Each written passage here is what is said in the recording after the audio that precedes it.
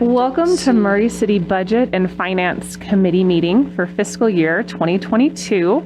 Councilmember Rosalba Dominguez is excused. Everyone else is present. This meeting will occur electronically without an anchor location in accordance with Utah Code 52-4-207, Rule 4. Due to infectious disease COVID-19 novel coronavirus, the council chair has determined that conducting a meeting with an anchor location presents substantial risk to the health and safety of those who may be present at the anchor location because physical distancing measures may be difficult to maintain in the Murray City Council chambers. Today, the City Council is reviewing the mayor's tentative budget for fiscal year 2022 with our department directors. To any public that may be joining us today, if you'd like to follow along, the complete budget can be found on the city website, murray.utah.gov.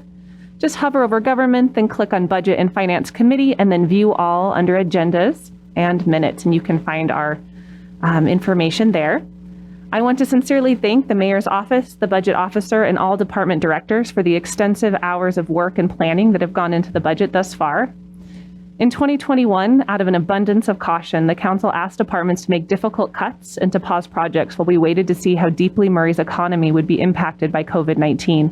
It was a time of great anxiety, and we did the best we could as we sifted through the economics of a once-in-a-generation pandemic. The previous chair of the Budget and Finance Committee, Diane Turner, stated at our budget meeting last year that our primary goal was that we wouldn't have to cut a single city employee's job due to the coronavirus.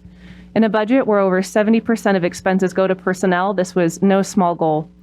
A year later, I'm proud to say we were successful. While many neighboring cities suffered painful layoffs, Murray didn't lay off a single employee. We thank our employees for providing outstanding service to both residents and businesses in our community. We know last year was difficult with fewer resources and ever-changing work responsibilities. We're incredibly grateful you stuck with us. Thank you. The impact of COVID-19 on our city has been significant. But with over 870,000 doses of the vaccine administered, and our economy is getting stronger every day. Thanks to the CARES Act funds rebounding tax revenues, as well as the millions we anticipate in receiving from the American Rescue Plan, Murray is on a far steadier ground this year.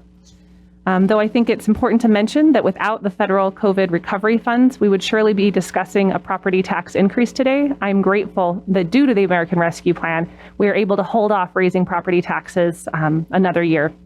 I'm grateful we can spare residents this extra financial burden as we recover from the financial difficulties of 2020. The City Council and the public have had an opportunity to review and study the mayor's budget, and today the Budget and Finance Committee welcomes questions and concerns from council members and looks forward to hearing from each department head. We value you and your work, and we appreciate you sharing your time and expertise with us today. So with that, we will begin, and we start out with the fabulous Brenda Moore. Okay. Hopefully you can hear me all right with the microphone. And thank you for your consideration and the time you are taking to go through this budget with all the department heads. As you know, this budget sets the direction for the city for the upcoming fiscal year starting on July 1. So to our budget document, this year we had revised the Murray City Mission, Vision, and Values Statement, and became a member of the Utah Compact on Racial Equality and Diversity and Inclusion. So I included those pages at the very first, page 1 and 2 of the budget document. Hopefully, as we put together this budget, we always kind of think of how do we make it so that everything is as equitable as it can be, which means that we base where we're going to do the street projects on which street is worse, not which neighborhood it is in, and all of those appropriate scientific things. So that's the start of that. Also in the budget document is the budget analysis, summary and analysis that starts on page 5. I think I'll just start with a quick overview of how we came about putting together this budget.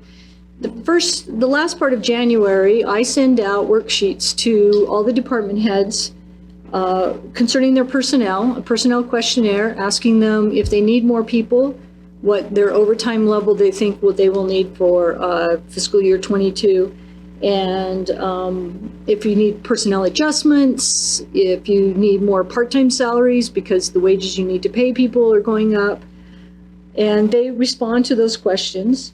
As part of that, HR also goes through and looks at our pay ranges and makes sure that they are competitive with other cities our size and even some private industry based on what the jobs are. As part of that process, we found 13 pay ranges which were more than 5% below market. And this budget includes bringing those 13 people to within 5% of the market. We don't bring them to 100% because tomorrow the market is going to change.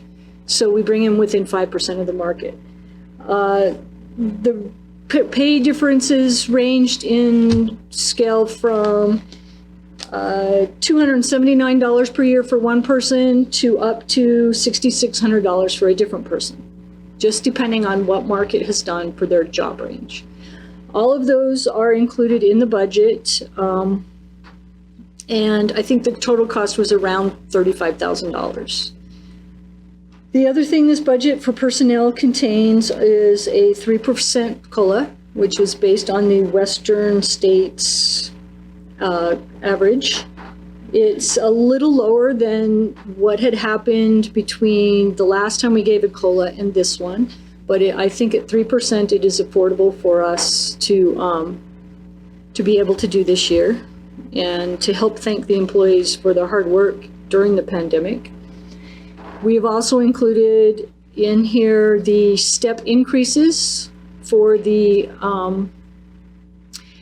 I think there's 400 eligible positions for those. 162 employees were eligible for a 2.5% increase, and then we also have 87 employees that are going to get a 5% increase. The less time you've been with the city, the higher the percentage is, you get the 5% increase.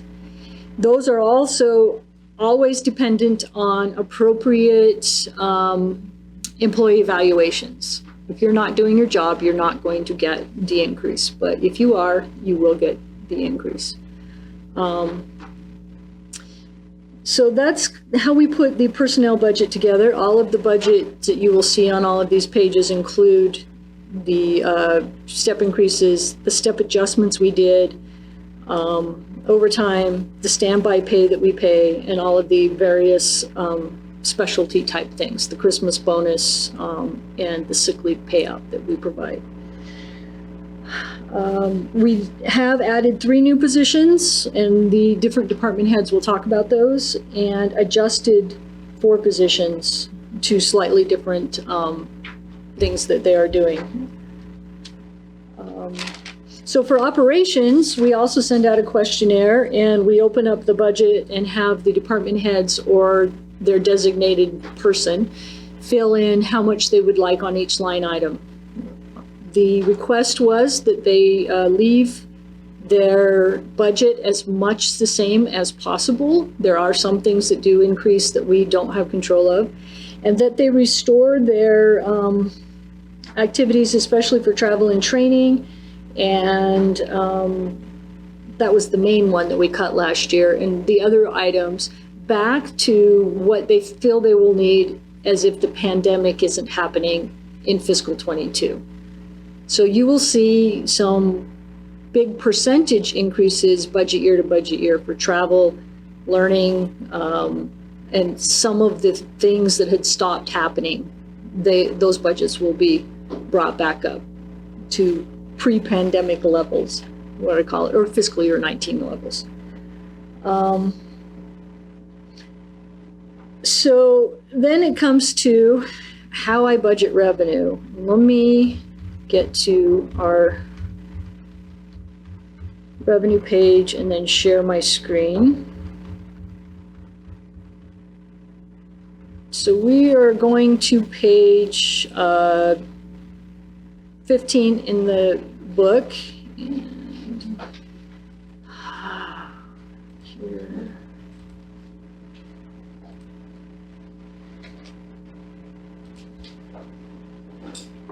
Share that, share,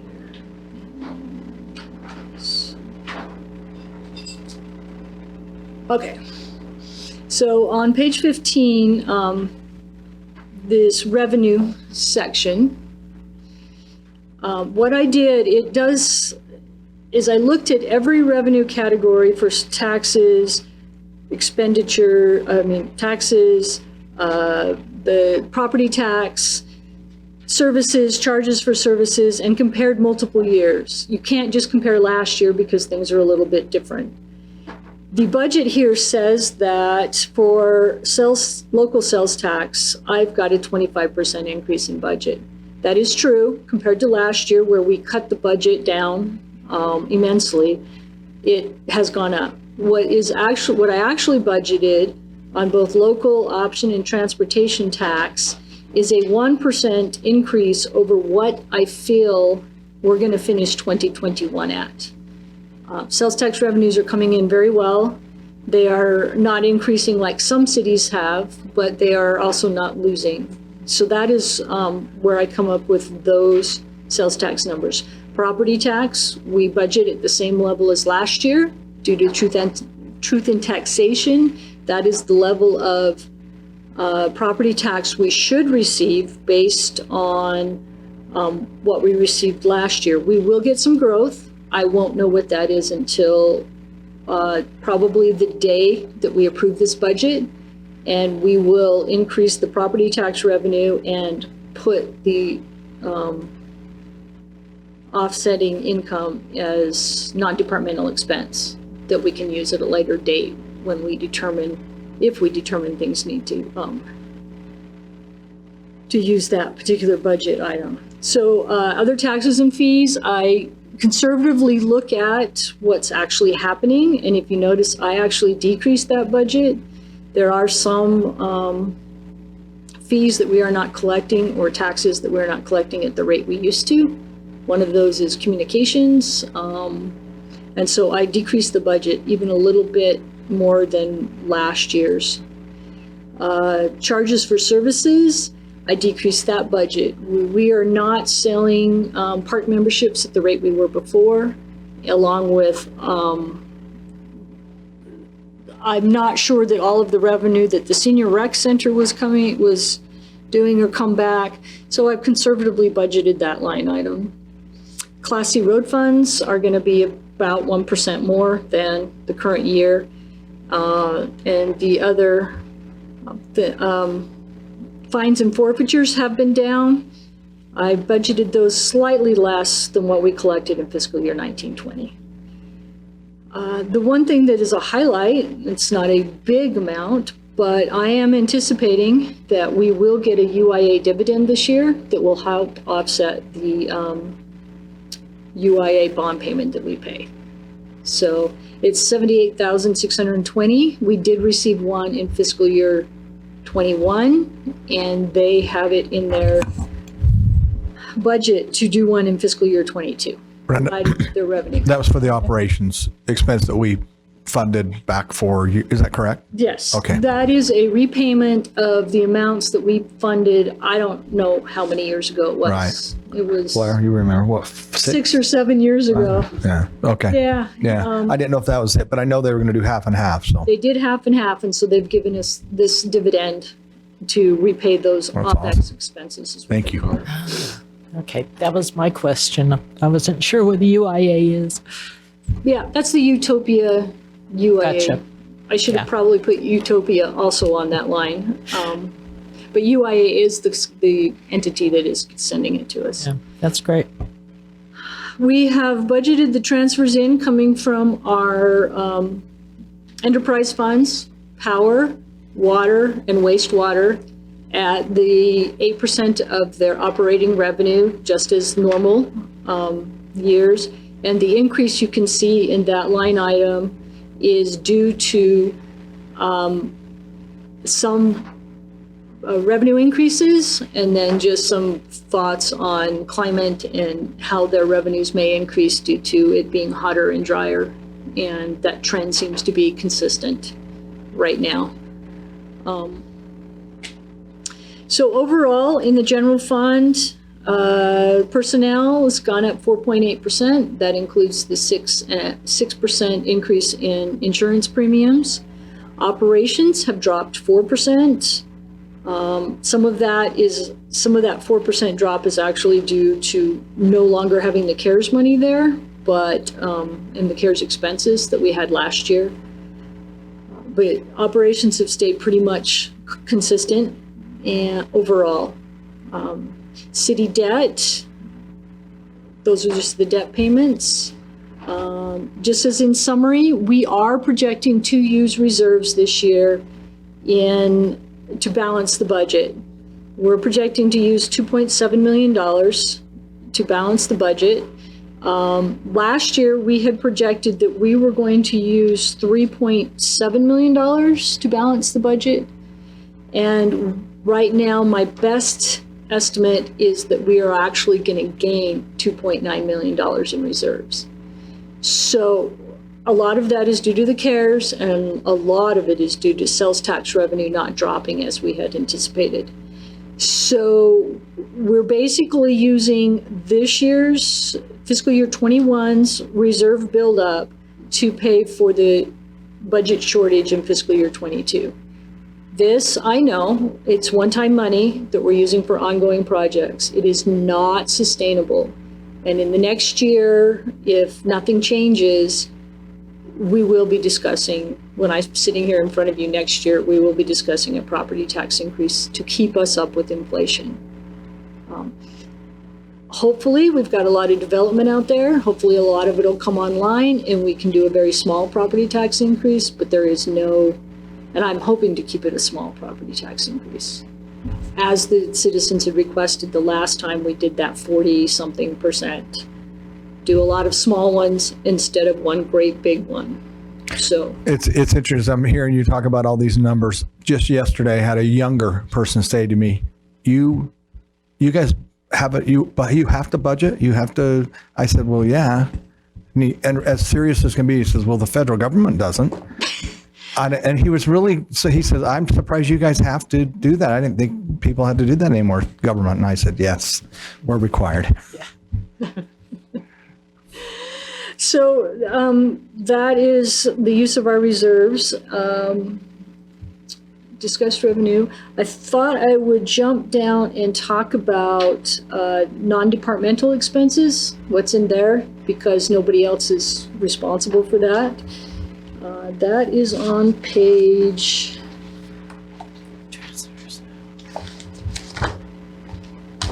66.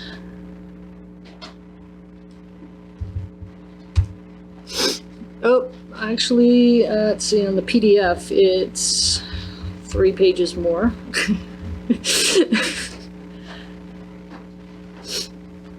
So in our non-departmental expense, this is where we take expenses that don't really belong to like finance or the attorney's office or the mayor's office, and it's just kind of a citywide, this is what we're going to do in the general fund, but no department, and it also doesn't really apply to sending the fee or the portion to the enterprise funds. So in here we have the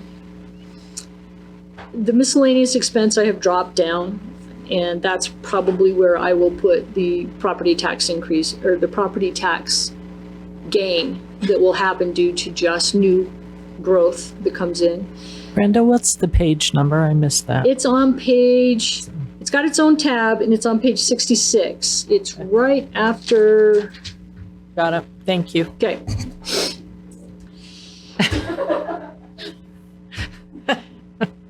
So this is the area where we have our annual Utah League of Cities and Towns contribution, the Boys and Girls Club contribution, which are all in the addendum, the Miss Murray stipend, the Youth Chamber contribution, the Chamber of Commerce. We have some rental and lease payments. And we left all of these amounts basically the same as last year. Hey, Brenda, Yes. I'm looking at the youth chamber, and I would like to recommend that we raise that from $25 to $3,000, raise it $500. They do great work, and I think anything we can do to support them is well worth our time and effort. Okay. Yeah, I think that's a good idea. I'm hearing a baby. No, they want the money for the youth chamber. They're mad it's only 500. Yeah, they're probably not happy they're getting a passport. That would bring them to 3,000. 3,000. I'm good with Bring that. them to 3,000, okay. We will talk about that on Friday and just make sure that everybody's in reconciliation. agreement, and then I can make that adjustment. That's definitely not a material effect on the budget. Thank you. For transfers out, which is or debt service, which is page 68. Just so you're aware, I have budgeted the payoff of the fiscal year 2009 A bonds a year early. It's basically a $150,000 payment that I will make in August as opposed to waiting until April of 2022. It will save us approximately $13,000 in interest. We got to make it anyway, so we might as well just get it done, get it off the books, and collect interest on and save that $13,000. That interest is at 4%. And we are currently making 0.5% on our money, so we might as well make up that difference. I wish interest rates were higher now that we have done all our bonding for the next few years, but they're not. This is also where Utopia and our bond interest is. So I think the city will be down to the fire station bond for the Fire Station 82, and then we have one other, and then the City Hall bond. So our debt service is very low. Transfers out, which is on, all of the details of all the various bonds are on the pages following there of what's left. Transfers out, we have budgeted in here 1.625 to go into the capital projects funds for the transportation projects. Those are the tax that we collect that have to be used for streets projects, and that will be moved into the capital projects fund. And 3.6 to fund our normal CIP schedules, which is that 0.2 tax is basically what we send over there. We are sending $60,000 to the Murray Parkway Fund to help subsidize their operations. They are still have a negative fund balance, and until we can get their fund balance positive, we will probably be sending them some money. Personally, my philosophy is that it costs a whole lot more than $60,000 to water that open space if it was a park instead of a golf course. So, and it does almost support itself. It's its capital that is the hardest thing to do. We're also sending $325,000 to the redevelopment agency for the central business district as our payment for the city hall property. So the property where the city hall is sitting. That was an agreement we did a few years ago, and that is the transfer of funds to help pay for that property. And then let's see who else we need to talk about. The MBA Fund, which is on page 74. No one else is going to talk about this one. This is in here, in this particular budget document for information purposes only. We will have a separate MBA meeting on June 15th. Yeah, on June 15th, where you will consider and approve this budget as the MBA board. Basically, what the MBA is doing right now, and it's on page 74, is building City Hall. So the activity you see in here is, the budget is $20 million is what I've moved forward of the bond proceeds. There will also be a roll forward. I don't know how much of the how much money we're going to spend from now until the end of the year. I did my best guess that we would have at least $20 million left over. And that's what's being rolled forward. Our bond proceeds are making interest. I wish they were making more interest. I conservatively bound $40,000 in there as the revenue for their.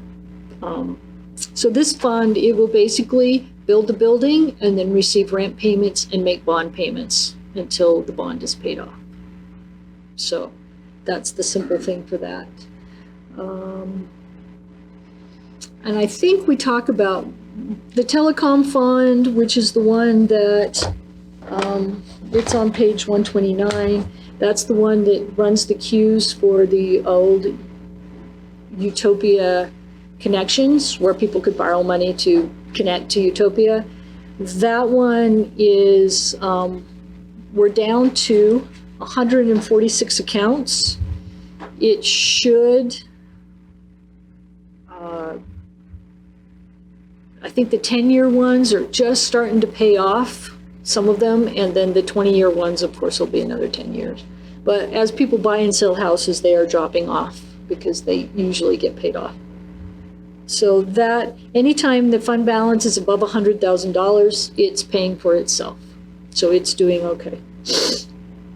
And I think that's about it. Do you have any, that nobody else is going to talk about, do you have any questions or anything you would like me to go over? Or?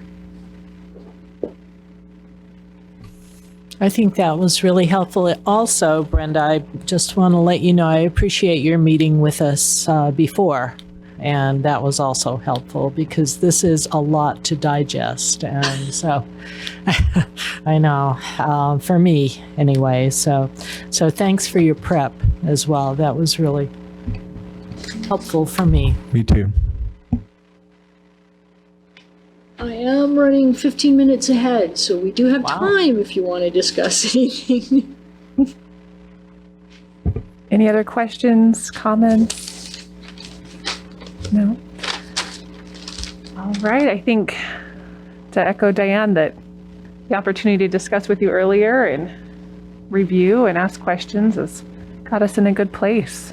So thank you. Do we know if Kim is available earlier, or should we take a short break? He is? He is. All I am right. here and available. Hello. It's so good to hear your voice. We'd love to hear from you. How's your program doing? What do you need? Well, I will tell you that it's exciting to see or to be here and see each of you. We are excited. Our Senior Recreation Center, as you know, opened this week, and recreation programs are popular and the parks are popular. So it just seems like maybe we're getting back to normal. So with that, I'll talk about the Parks and Recreation budget. And I can't see you, so I'll start on page 55. Let me know when you're there and ready. Would you like me to keep sharing my screen so you can see that on the screen? Okay. I wanted you to at least see him for a second. Everybody I can- ready? Everyone got theirs? It's always good to see Okay. Kim.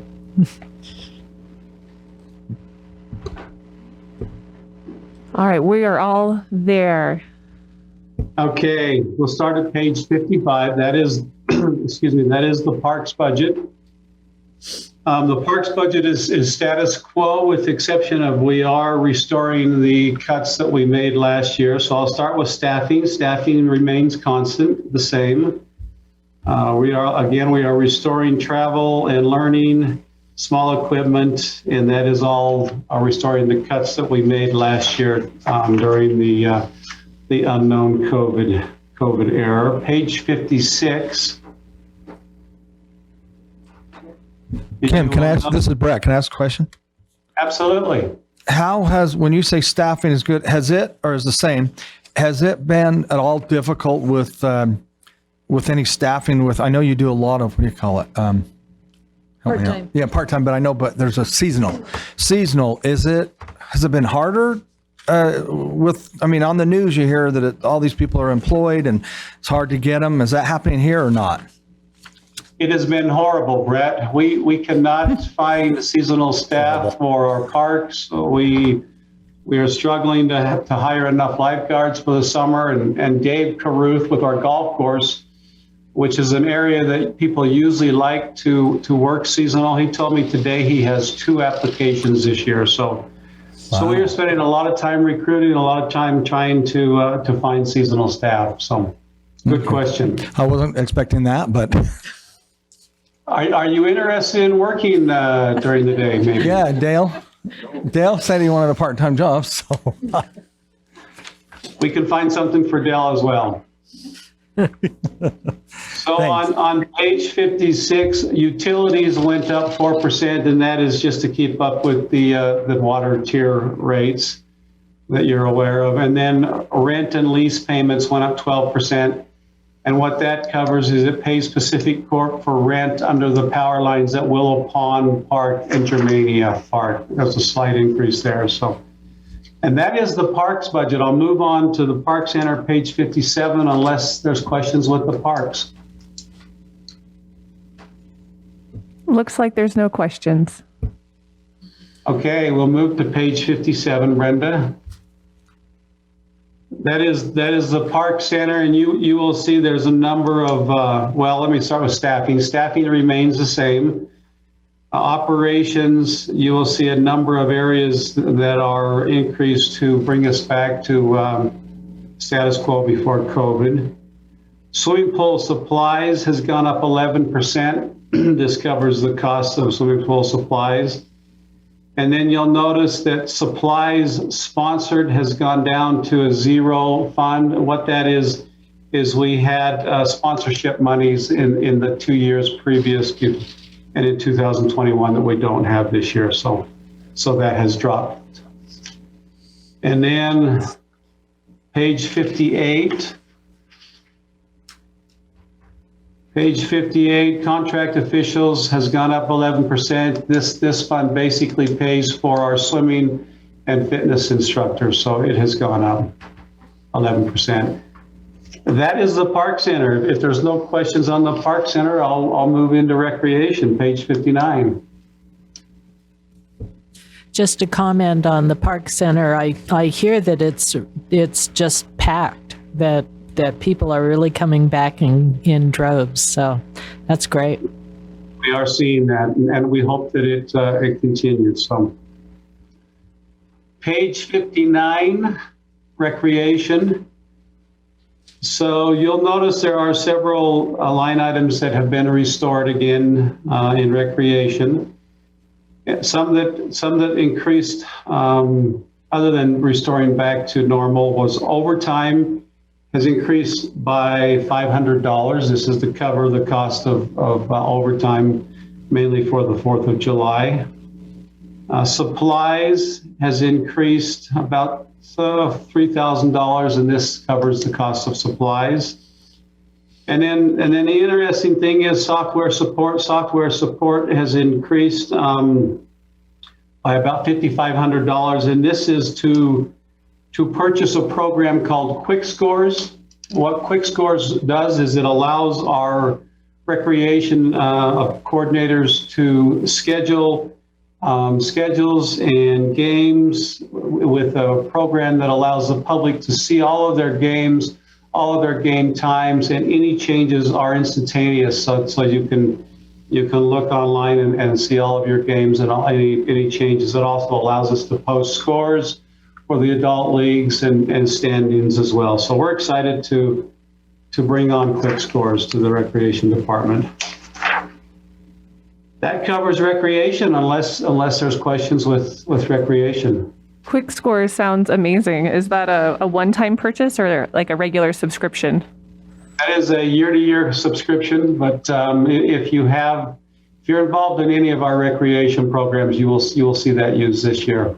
And it will be amazing. We've tested the program on one one of our smaller leagues, and we really like it and think the public will as well. Sounds great. Any questions for that? Nope, no questions here. All right, we'll go into arts and history, page 60. Again, we've restored a number of line items back to normal. Just a couple to mention that you may have questions on.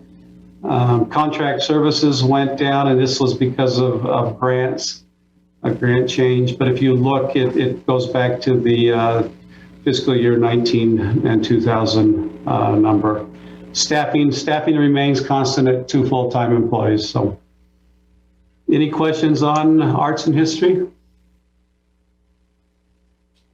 I don't see any questions here. I'll ask just, do you have any, have you heard anything from the county as far as a rebound of grant accessibility for like our arts and parks, or are they still playing it cautious? So we still believe we're going to receive the same grants from ZAP funding for our cultural arts and the small grants. The one that may be of interest to you is the track money that was going to be used for the theater.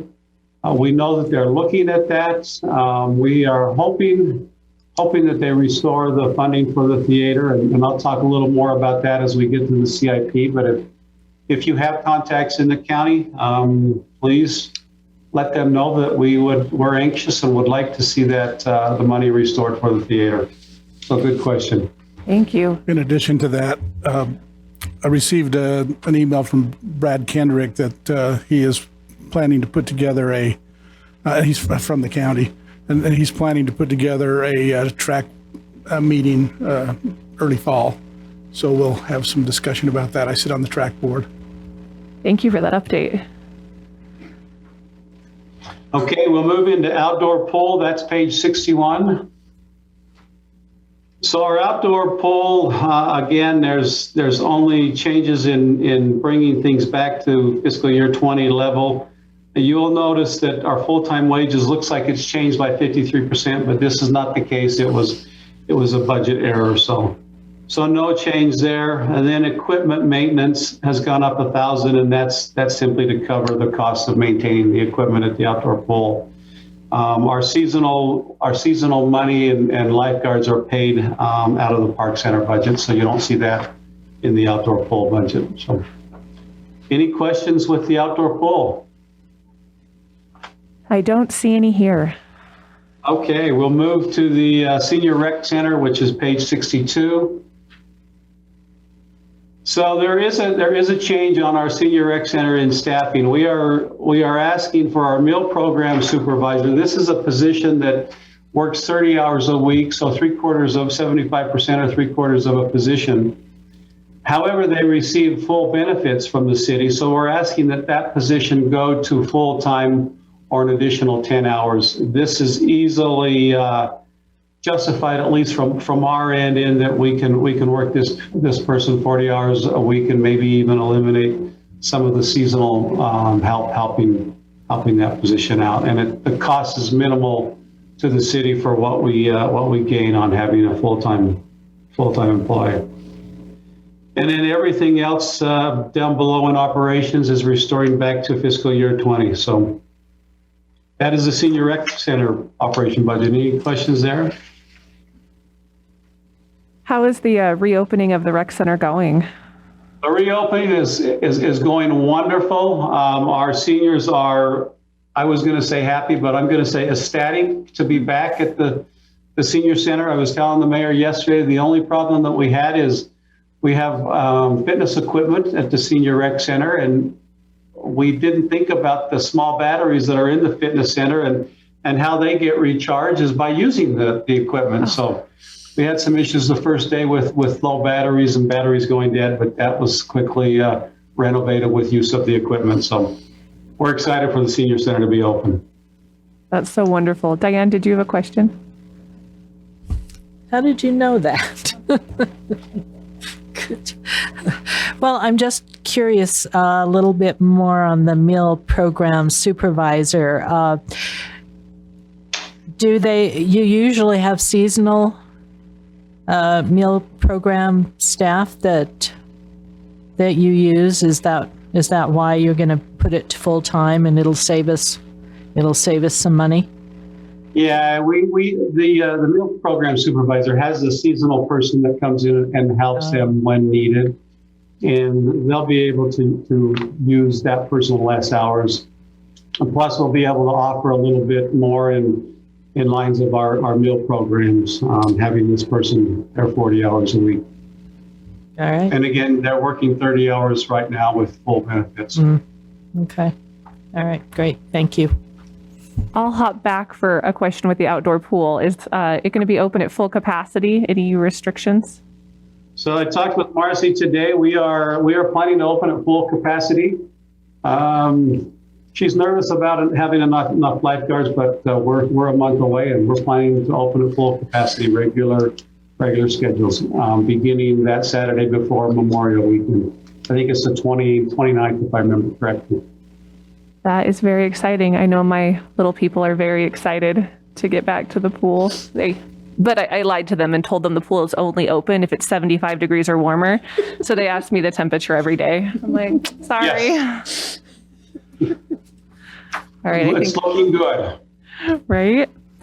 I think we are good here. Any other questions? No. Okay. All right, next one we'll bounce to is page 63, the cemetery.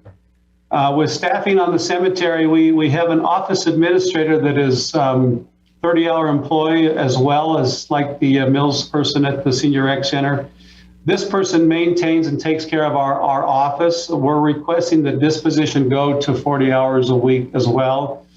Now this one makes no sense as to why we haven't had it before, because going 40 hours a week will allow us to have our office administrator there during the times that the office is open. Currently, we're having to bring in a maintenance employee to help with the office when this person goes home for the day, because they've only been 30 hours a week. So it basically mirrors the other position. And then down below, our operation budget, there is no impact here. This budget was not impacted with COVID because it's a bare bones budget, and there just wasn't anywhere last year to cut that budget to allow for savings. So there was no cuts last year. There's no additions this year. That's the cemetery. Any questions on the cemetery? Yes, I have a question. As far as plots go with the cemetery, I know we're maxed, and I know we're doing niches. Are there, at one time I know that we had increased some plots. Are there still available? Probably not. And also, are we thinking about, is there any other area that we're thinking about increasing in this area? I get a few calls, not tons, but I get a few calls on plots in the cemetery, and if there's ever going to be more, or if there's another location ever being considered. So you may remember, and may not, a couple of years ago when we were sold out, we went through and did an inventory of all of our plots that had been abandoned or were possibly available at the cemetery, and did a random sale of those plots and sold out. So there is no plots available at the cemetery.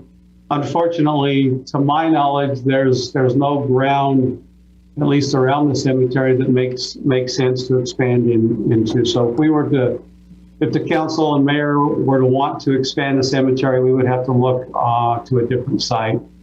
And I just don't see that being feasible, unfortunately. We do have niche spots available, but no burial plots. All right. Thank you, Kim. Any other questions? Nope, we're good here. Okay, we'll jump over to facilities, which is page 64. In personnel, you'll see a 6% increase in seasonal part-time monies, and this is to cover janitorial services for the municipal court. Jeff and the facilities division are taking over the municipal court cleaning of that building. So, and everything else in operations is returning to fiscal year 20, or returning back to where we were before COVID. And that is the facilities. It's a large division, but not a lot to talk about unless you have questions. Doesn't look like we have any questions here. Okay, I'm going to jump clear to page 125, which is our golf course.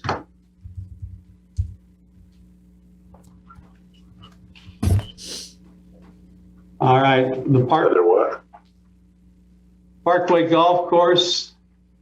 Again, there's a number of areas that we're restoring back to fiscal year 20 rates. Other than that, you'll see on page 127, Golf Course Pro. You may ask, what's the 99% decrease in small equipment? Well, this is because our golf carts were funded out of the current fiscal year budget. And then professional services, you will notice a 7,233% increase. This is not correct. It was just an accounting error there. So you'll see that the funds are the same as they were in fiscal year 19 and 20. So that's a mistake. And You'll see that mistake get corrected on the next budget amendment. So, yeah. there is two areas where there's a slight increase. Golf course superintendent, page 128. Vehicle maintenance has gone up 10% or $200 to cover the cost of maintaining vehicles. And our telephone has gone up 13%, but this is an increase. This is an increase of $200 to cover the cost of telephone and internet. And then as Brenda mentioned, we are still, or the general fund is still subsidizing $60,000 towards the operation of the golf course. Any questions on the golf course? No questions here. All right. Well, Brenda, let's jump to our CIP, page 3.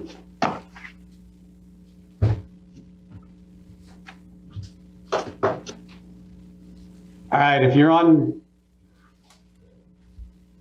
I'll give it a minute. Oops.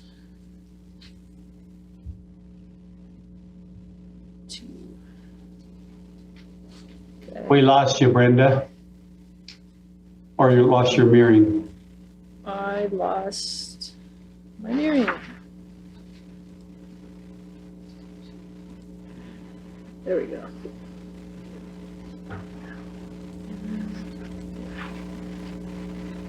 There we go. There we go. Okay, there we are. CIP budget, page 3. I don't know how detailed you want me to get, so I will just quickly explain each department CIP request and then ask for questions. So in the parks, they have an ATV to replace an ATV that's a 2007 model and worn out, $12,000. A utility vehicle that's over 13 years old at $14,000. A pickup truck that's a 2001, $40,000. A 1995 tractor at $48,000, an old 60-inch mower, $15,000, and then the garbage truck. So we're anticipating that the garbage truck is going to need to be replaced in about 5 years. This is a $350,000 expenditure. That's double what the parks has allocated each year for their annualized CIP budget. So they are starting to save for that purchase. And this year, they're going to save $46,000 towards that purchase in 5 years. That is the parks equipment budget. Any questions on that?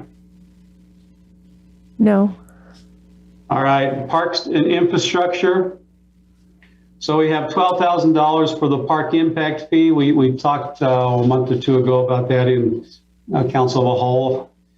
Parkside Playground, this is the playground right next to Parkside Elementary School. That's $220,000 to replace that playground. The furnace, the office furnace in the Parks and Recreation office needs to be changed. It's 25 years old. That's $60,000. And then fall material is $10,000. And this is wood chip material that's still used in many of our playgrounds. Trail maintenance and parking lot maintenance. This is mainly in Murray Park to do some work with the asphalt trails and overlaying or slurry coating some of our parking lots at $25,000. Backflow preventers, $25,000. This is a request from our water department. We have some areas that need to be brought up to code, and they need backflow preventers, so that's $25,000. And then resurface the Southwood Park tennis court is a cost of $30,000. So that is infrastructure for the Parks Department. Is there any questions on any of those? With the replenishing of the fall material, like the wood chips, is there a long-term plan when putting in new playgrounds that it's unitary cushioning used, or is it kind of park by park? I'm sorry, I didn't get your whole question. Could you repeat it? Yeah, I was just wondering, we've got the wood chips in some parks, but some of the newer ones have the cushioning, the unitary cushioning, that soft, awesome stuff. I don't know how to describe it. It's awesome to walk on. It scares my dog. Is there a citywide plan as far as consistency for fall cushioning, or is it just playground by playground? No, that's a great question. So we are, if we get funding, the poured in place surfacing is costly, but we have started to use poured in place. I think we're on about the third year of that. And although it's more costly, it does provide more impact protection. So it's a lot safer, and the surface will last 20 plus years. So our plan is to continue to replace playgrounds, and as we replace playgrounds, we will put in the poured in place surfacing and get rid of the wood chips. Wood chips does its job, but it's a pain. No, that's really great to hear. And I know my sister-in-law was always driving miles to find playgrounds that her little one can use as walker on. So it's really great to hear that smooth surface, and then the toddlers don't eat the wood chips. So that's nice. Thank you. You're welcome. Thanks for the question. Park Center. So the Park Center is allocated $75,000 a year. They're asking for $65,000 for their fitness equipment, and then $10,000 for a swimming timing machine that'll be used at the comp pool. The high school will be paying for half of this system because they use it for their swim meets, and then we have the MAC club that uses it. So that is the Park Center. CIP, any questions on those two items? Kim, I'm just wondering if the Park Center, if they're going to be redoing the surface in the exercise room again this year, if they needed to do it this year.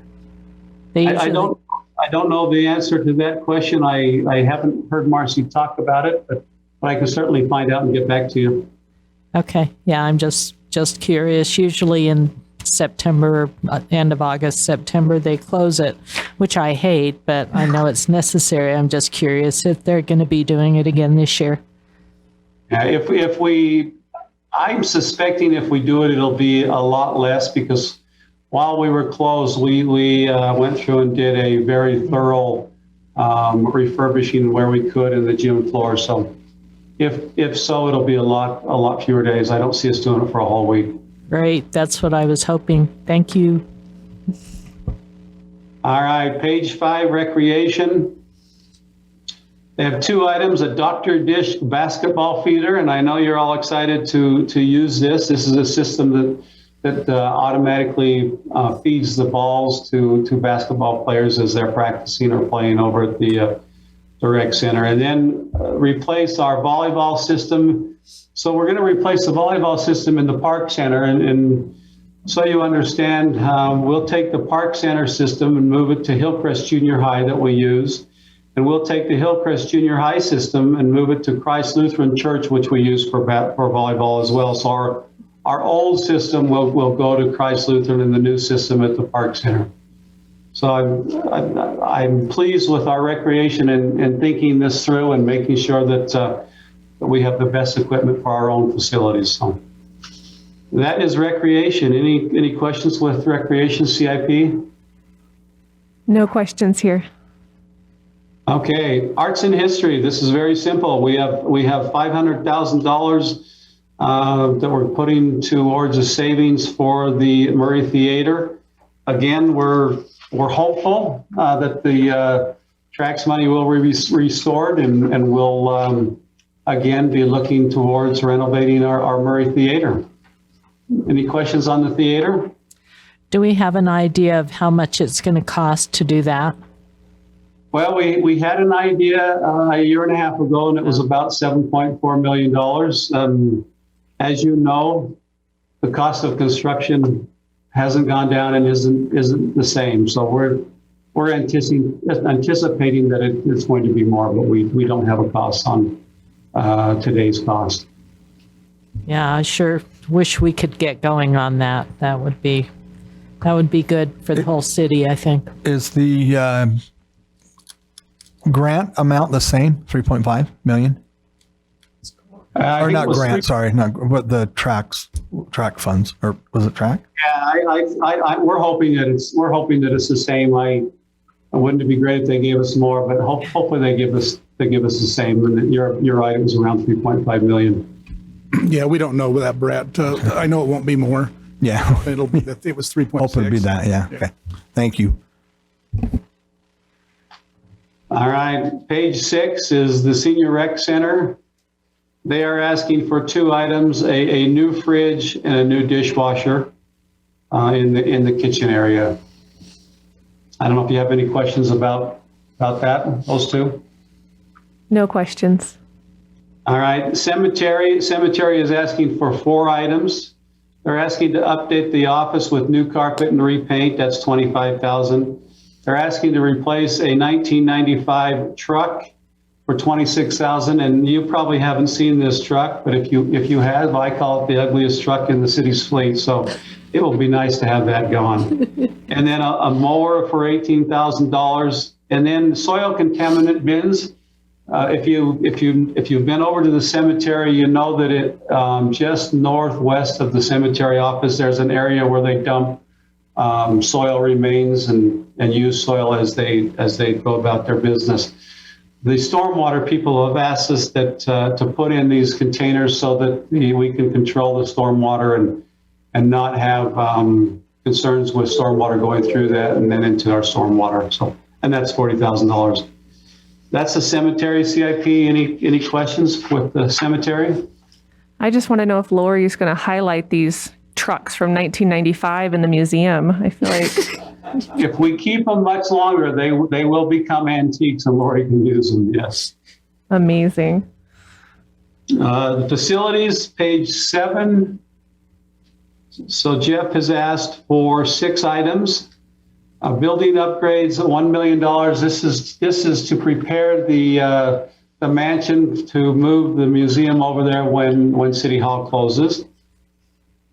Fire Station 84. This is a new HVAC system for the Fire Station 84. Polish range floor. This is to polish the cement floor at the gun range. Asphalt, new asphalt at Fire Station 82 and 83. Circulation pump and strainer replacement. This is the outdoor pool. It is rusting. Windows at the Park Center. This is to replace some of the windows at the Park Center, the ones that have leaking sills. And then the last one is the emergency fund, repair fund for $200,000. And the idea here is that we know that we have major costly items, especially at the Park Center. We have air handlers. 2 of those, one that moves the air into the comp pool and one that moves the air into the leisure pool. Both of these systems to replace would be somewhere in the neighborhoods of $1 million each. So this will be a fund that if that does happen, we won't be in panic mode and need to come to the council and say, hey, we need to replace the air handler and we need to do it right now. So this is just an emergency fund that we're hoping to build up to about $1 million over a period of time. Any questions with the facilities? CIP? No questions. All right. My last page is page 9, which is the golf course. So the pro shop has asked for 2 items: resurface the counters in the cafe at $11,000, and then replace the range ball dispenser for $65,000. And that's the dispenser where you buy balls for the heating range. And then the superintendent or grounds, they have a bed knife grinder for $23,000. This sharpens their lawnmower blades. T-mower replacements, 2 of those for $70,000. A fairway mower at $80,000. An inline irrigation device for $25,000. So I'm gonna explain this to you a little bit. Oftentimes, well, not oftentimes, when the golf course is watered, the ground is so hard because of salts and clays that the water just sits on top of the ground. Well, this is a new system that diffuses the water as it goes through. And what it supposedly does is it takes the water molecules and breaks them down into smaller molecules so that they'll penetrate through the ground better. And it's $25,000. Dave has researched this for years. Although it's scientifically over my head and maybe not Dave's, but he believes it's worth a try. So that's what that is. And the next one is a light duty turf utility cart for $10,000 and an air compressor in the maintenance shop for $10,000. And that's the golf course's CIP request. Any questions? No questions.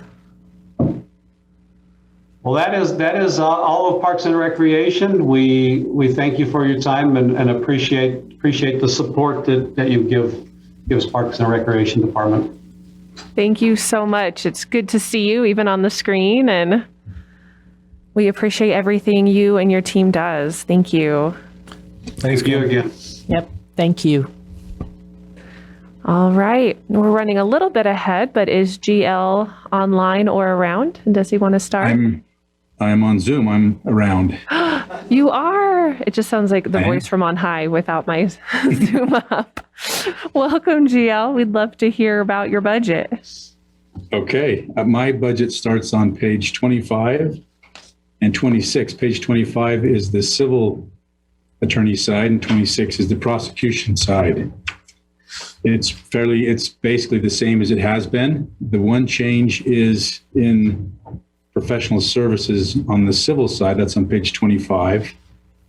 We took some professional services from the risk to, $25,000 worth and moved that into this side so that there can be funds budgeted for those situations that are not related to litigation. Prosecution, like I said, pretty much stays where it has been as the civil side. Are there any questions on either of those? Doesn't look like any questions here. Okay. The next is the retained risk. That starts at page 140. We've talked about this on 2 or 3 occasions. The differences here basically are the cost of insurance to the city has increased, and from what we're told, that's a nationwide trend. And then there's been an increase in professional services to cover litigation. Those are essentially the changes. Do you have any questions on those? Looks like no questions. That's all I have. Whew, I feel like we should just ask like other random questions. That's the quickest response I've ever had from an attorney. All right. Well, if the council doesn't have any more questions, then I think that we are good. Thank you, GL. Okay, thank you. Thanks, Jill. All right. We are scheduled for a break at 2, but if anyone from our later lineup are available, we could jump down to them now. Do you see anyone on, Jennifer? Danny is? Hi, Danny. If you are ready to go, we would love to hear about Public Works right now. Okay, I think most of my backup crew is with me. So since I don't know everything, I've had them try to jump on with us. So let me. If you need a second to call them in. Okay, we're going to actually take like a 5-minute break. So let's take 5 minutes and then we'll get going at 20 till. Does that sound all right? Yeah, that's great. I Okay, appreciate great. Yeah, absolutely. All right, we are all back here in the council chambers. Danny, how you doing? I'm good. Thank you. All right, are you prepared or do you need another minute? No, I think we're good. So Awesome. I think we still have one person missing, but he'll come on here soon. So we'll go ahead and get started with this. It's good to see you, Danny. It's Diane. I see you so seldom. It just seems good. I wish it were in person, but it's great to see you. And thank you so much for. Yeah, I don't get to see your faces there. I know. Only when. No, we miss you. Yeah. Soon. So we'll start with our streets budget. We'll do the general fund budgets, then the enterprise funds, and then we'll jump to the CIP if that's okay. Sounds great. Okay, so let's go to page 50 is our streets budget, where that begins.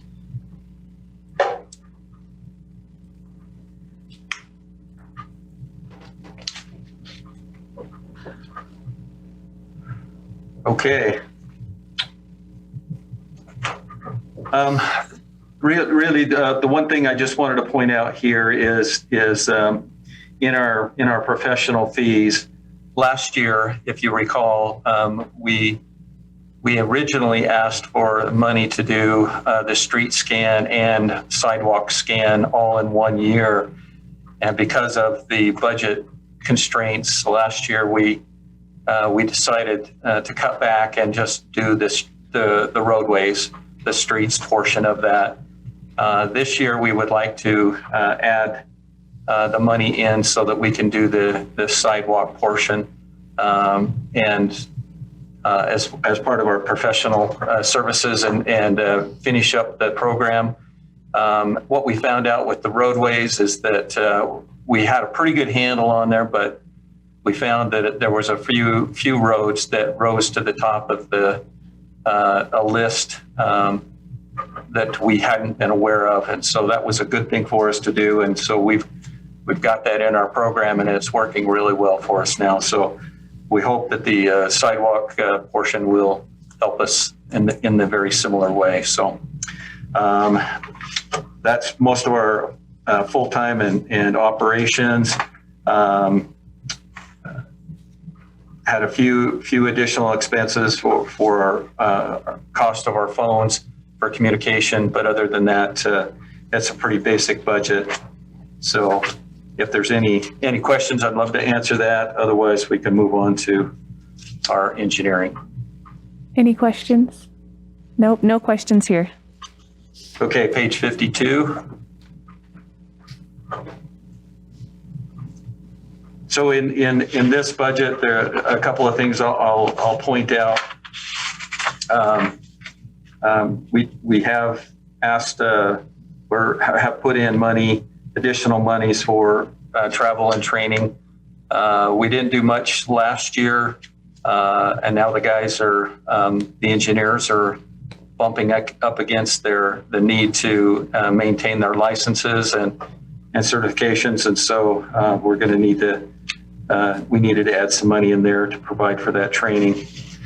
Additionally, on page 53, the small equipment and also professional services, we did come up with that, but the small equipment, we needed to upgrade and buy some larger computer screens for plan reviews. And it's interesting. And then in addition to that is the need to upgrade our license with AutoCAD and go to full AutoCAD with Civil 3D, which is pretty much the industry standard, and that we need to get that in our equipment so that we can have that available so that plan reviews can be on the very same thing that our development and contractors are bringing to us. Additionally, the professional services, there's a need to update some of our FEMA and FIRM maps. FIRM stands for, everybody knows what FEMA is, right? The Federal Emergency Management Agency. But FIRM is a different, it's the flood insurance rate maps, and some of our areas within our boundaries, and they're not right, and they need to be changed. And so we need to do that through an outside firm to come in and model those, and so that we can prepare to give those back to FEMA to get them for that to change. So with those two things, I think that's our budget for engineering. There are some additional costs. As you'll notice, there's an additional engineer that we've asked for in this budget. So just wanted to make that, bring that to your attention as well. Danny, Yes. the additional engineer, what would be the need for that? That's a good question. So as of the last few years, we've been inundated with a lot of developments, and we don't really see an end of that for quite a long time. This engineer one of the main things that they would be doing is working with our development and trying to stay on top of things. Some of the things that we're dealing with, we're just short on resources, and we commit a lot of time to the submittals, and the legislature has given certain dates where you have to turn around development plans and permits and all that kind of stuff. And so to meet that, we've been having to put off a lot of things to the very last minute to work on these developments. And again, we see a lot more coming, and they're with us constantly. So engineering division is involved in pretty much all the aspects of our development, but we're tasked with resolving the issues between us and during the planning portion of it, the design and construction phases of it, and also that the development workload again is resulting in delays in planned public work projects. And so we've been very good at asking for grants and getting federal monies for projects. The hard part is providing staff to manage those projects, and we're not able to do that. So we're really behind on using the grants and federal money, even though we're still trying to get those monies, and we're committed to that, but we just need help to make that happen for the future. Hopefully that answered your question. Yes, thank you. We want to make sure you have what you need. It sounds like you really need that position. So thanks for the information, Danny. You're welcome. So with that, any other questions for engineering? No questions. Okay. So the next one then, let's go to page 106, which would be starting in the enterprise funds. This is the water fund.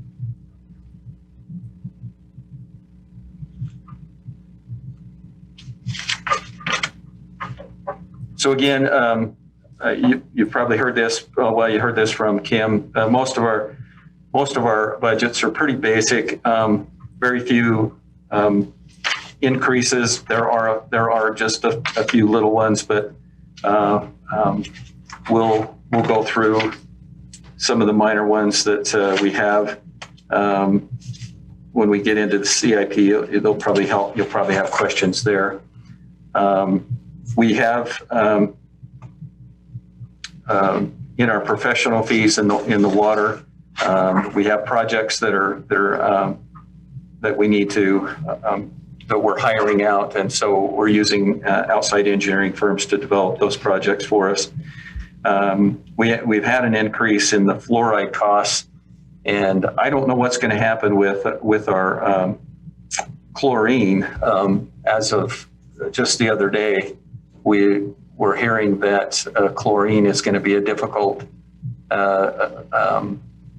commodity to come by, not in gas form or liquid form. It's going to be hard to come by in the salt tablet form. And that's what we use, is the salt tablets. It's safer and what more convenient for us. So, but we should be able to absorb those costs, but our fluoride costs have gone up a little bit. So, other than that, there are some additional costs.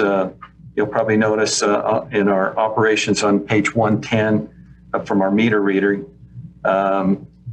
It looks like a real high percentage. It's 250%, but we went from $1,000 for their supplies to $3,500, and there's a need for equipment, but also this is part of their safety clothing that we provide for them.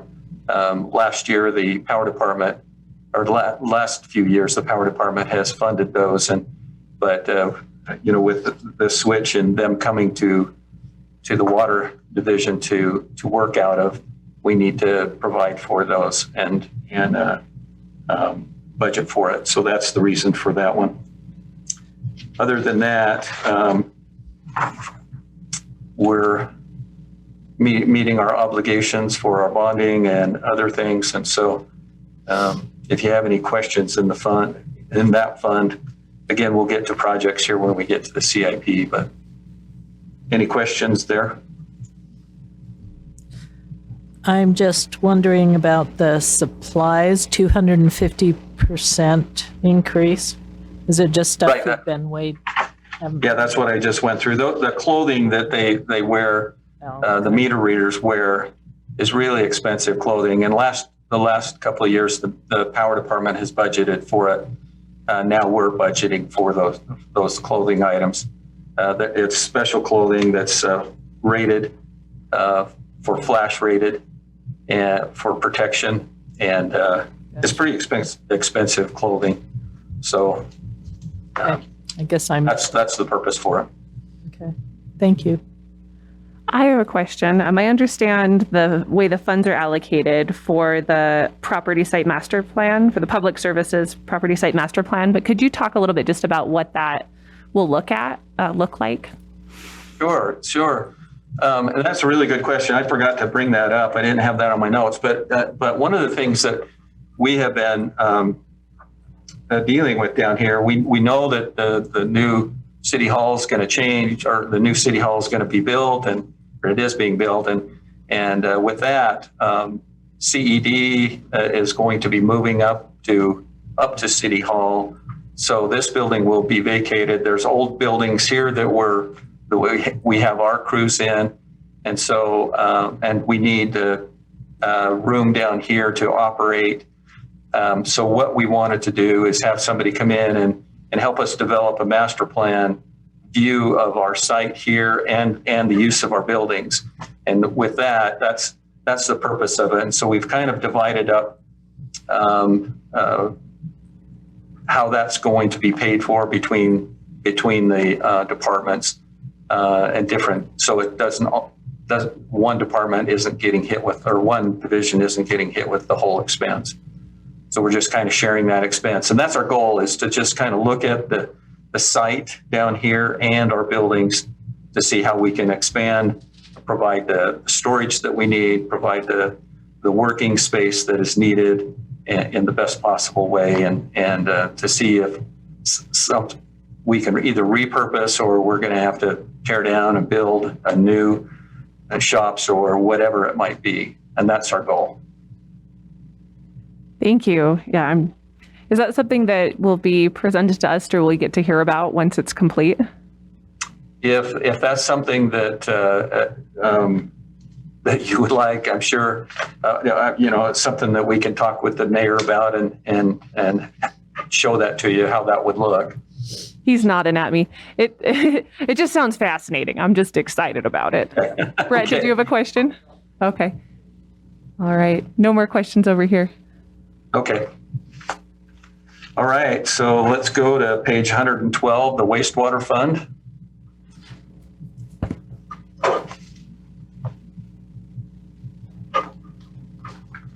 So in this one, we're not asking for an additional person. What we're doing is asking for a different assignment for a person within the division. So that's all we're looking for, is to have a lead tech out in the field. We do have a lead. We do have a field supervisor and the superintendent, but oftentimes when we're finding that when they're out in the field, that leadership needs to be there as well. So we're asking for that upgrade. Then as far as the budget is concerned, not a whole lot of big things to talk about. We do have a couple of people who are going to school, so the tuition reimbursement has gone up, which we encourage that. So we definitely want to fund or offer that to our employees to better themselves and to better the division. And then did want to talk a little bit about the fund itself. As we go through this, we're just completing our wastewater master plan, and that will come before the council for a review in the future here. But as part of that, we hadn't specifically planned to look at our fees, but we know that what's been taking place at Central Valley has been much more expensive than what we had originally planned in our last master plan and last rate review. With that in mind, we have taken a look at that, and we know that we're going to need to make some changes. And so we're reviewing those right now and reviewing those with the mayor's office. And we'll need to be coming to the council in the future for that. But the cost of the Central Valley changes has gone originally from the 250 million to 350. Now they have pared back some of the things that are necessary right this very minute, and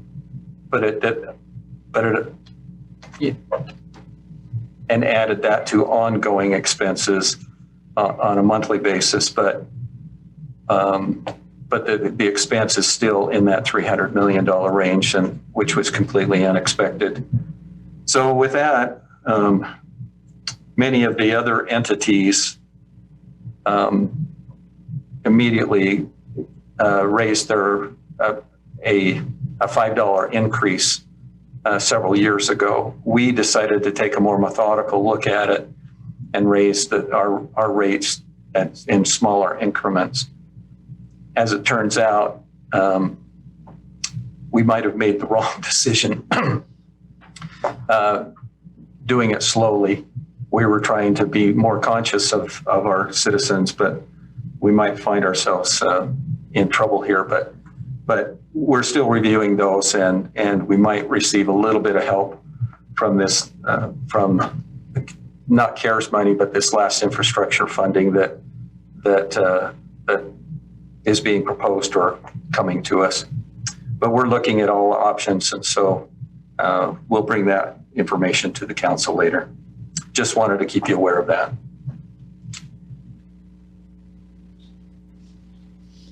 So with that,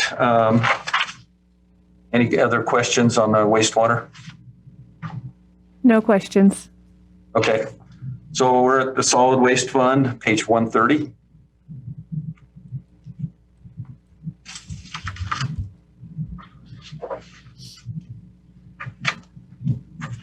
So as you know, we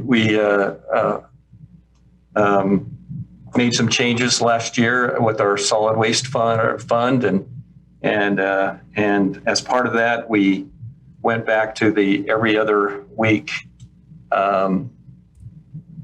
recycle pickup, and went and decided to add or put in a neighborhood cleanup. And the way that we have done that is offered those individual dumpsters by invitation or reservation. And so all of the month of May now, so May is our first month, and so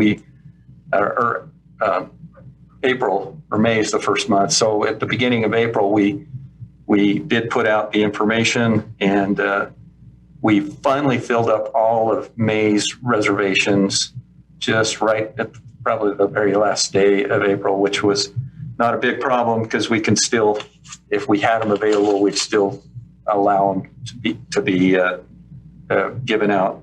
But they're all filled, and we think the program is working well. The hardest thing for us right now is just keeping track of them. We're still looking for a program to manage it. But for right now, we're using a Google Calendar. It's a little more labor intensive, and our two office people are managing it pretty good. So at the beginning of the month, it gets pretty intense after the cards get mailed out, but it's being received really well in the community. So hopefully we won't have a lot of bad negative things coming from it, but so far it's been really good. So just wanted to give you a heads up on that. We're watching this fund really closely to making sure that we don't fall behind, because Transjordan is for the next 5 years is having they're raising their tipping fees $2 each year, $2 a ton. So we kind of need to keep that in mind with our rates as we go forward with our fees that we charge for our solid waste. So we do know that our fees are going to have to go up, and I think we've adjusted them correctly, but we're going to be watching this closely as well. No surprises in this budget specifically. So unless you have questions, I think we're. Danny, when you fill the calendar you said it's full for May for recycling, the recycle bin or the bins. Sorry. Yeah, the cleanup. Cleanup. Tell me, when do you begin for June? It just right now starts to fill it for June. It started at the first of May, or the 2nd of May was the first working day. So we've started that now, and we're receiving those reservations. Awesome. Thank you. You're welcome. And that we have that map out there. It's on the website. So we try to use our social media and the city website, as well as the postcards that we mail out. So let's see. I did want to mention our refuse, our garbage cans. We had to change our vendor for the garbage cans. We've had they were having problems, and they were 6 to 9 months behind on their supply. So we've changed vendors, and so we're getting our containers, and prices have gone up a little bit, but I think we're still okay in our budgets as we've developed here. So, any other questions on the solid waste? No other questions. Okay, so let's jump into the stormwater.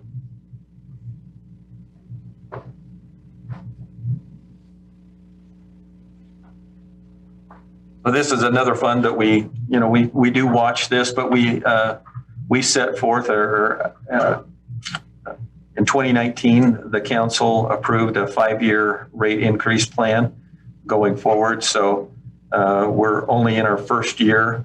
The second increase won't take place until July. So we still have until 2024 for these increases to take place. But so we think our stormwater fund is meeting our needs right now.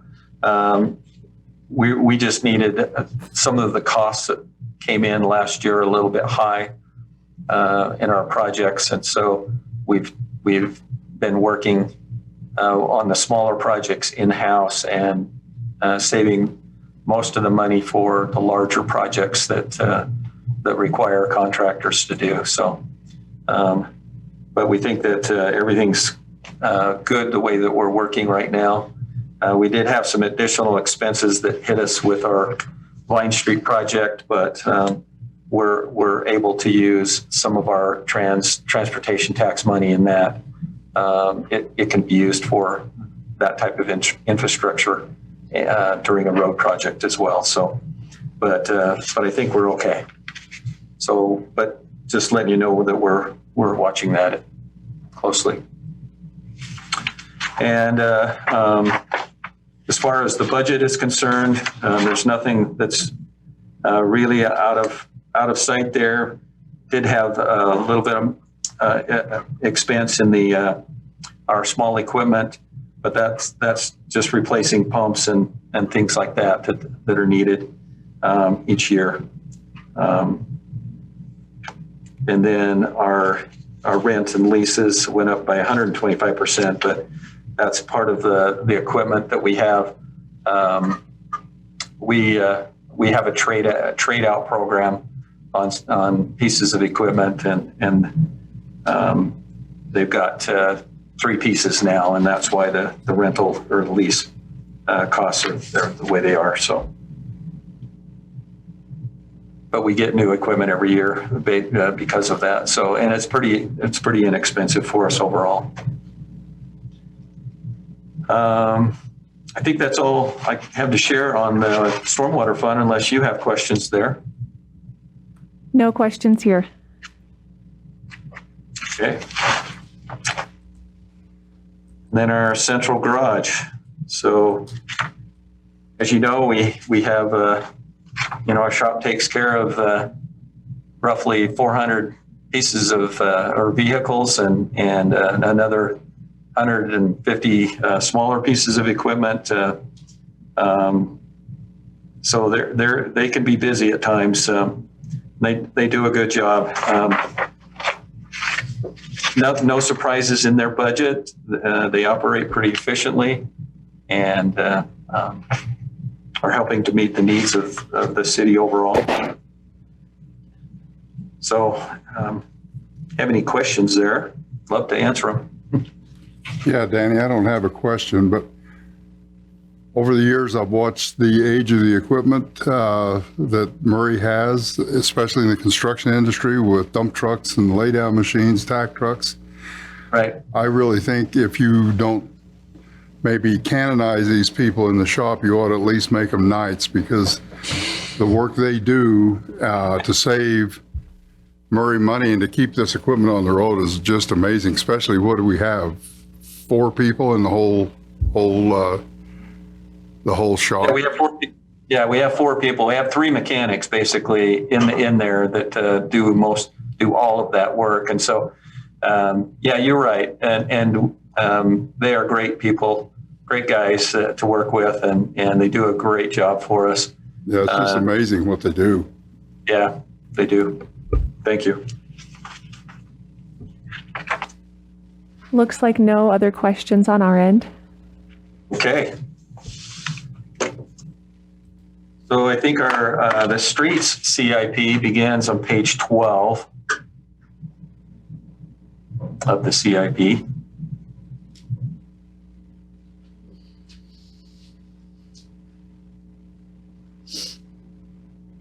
Okay.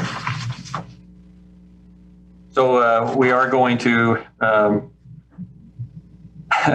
this is where you come up against these super old pieces of equipment. So we've got a 20-year-old 10-wheel and a 20-year-old or 21-year-old 10-wheel dump truck and a 20-year-old bobtail dump truck that we're replacing. Replacing a 1.5 ton truck that's I didn't have the year on this one, so but this truck I'm pretty sure it's at least 15 years old, and then also another 1.5 ton truck that we'll replace because it's got mechanical issues. Another 10 to 12-year-old truck. So, and these are everyday drivers. Every day they pull a lot of equipment and they do a lot of work every day. So, and that's for the street CIP. And then in the transportation tax, that portion of the CIP, see we're upgrading pedestrian signs. I'm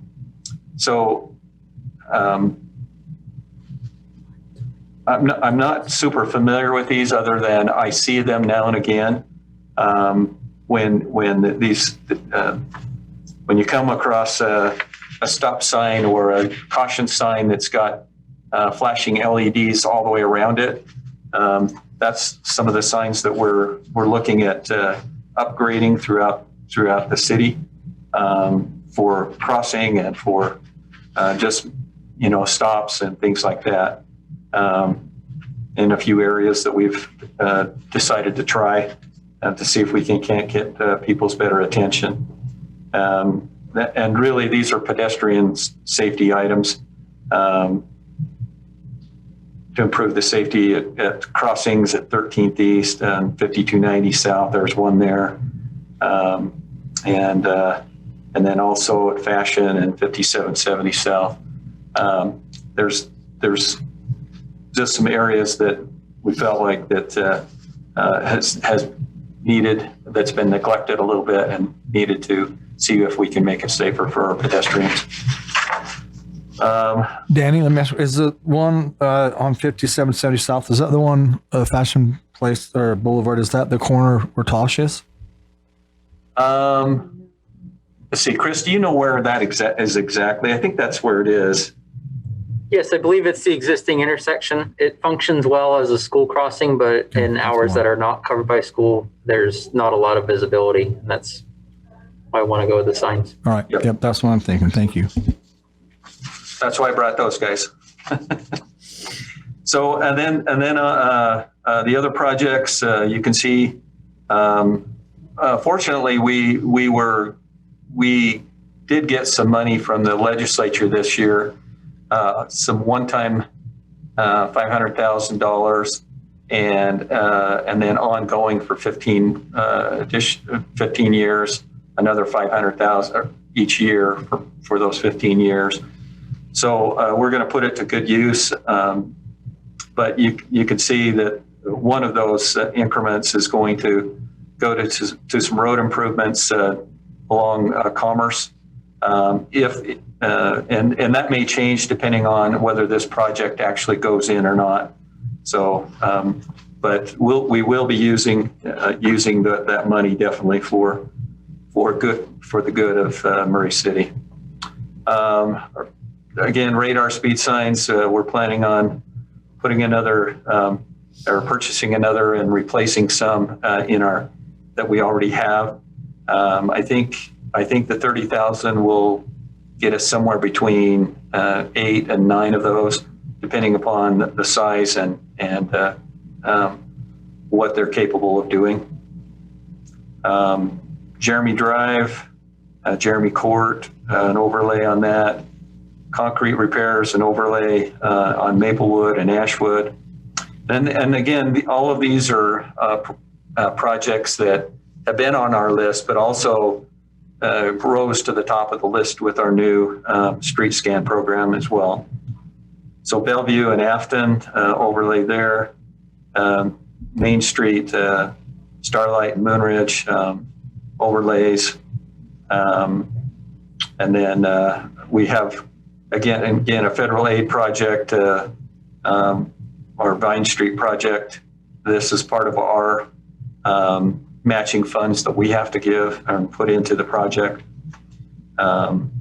And then our College Drive matching funds for the federal aid. You can see, we have to provide matching funds when we get federal money or state money sometimes, and so these are our portions of it.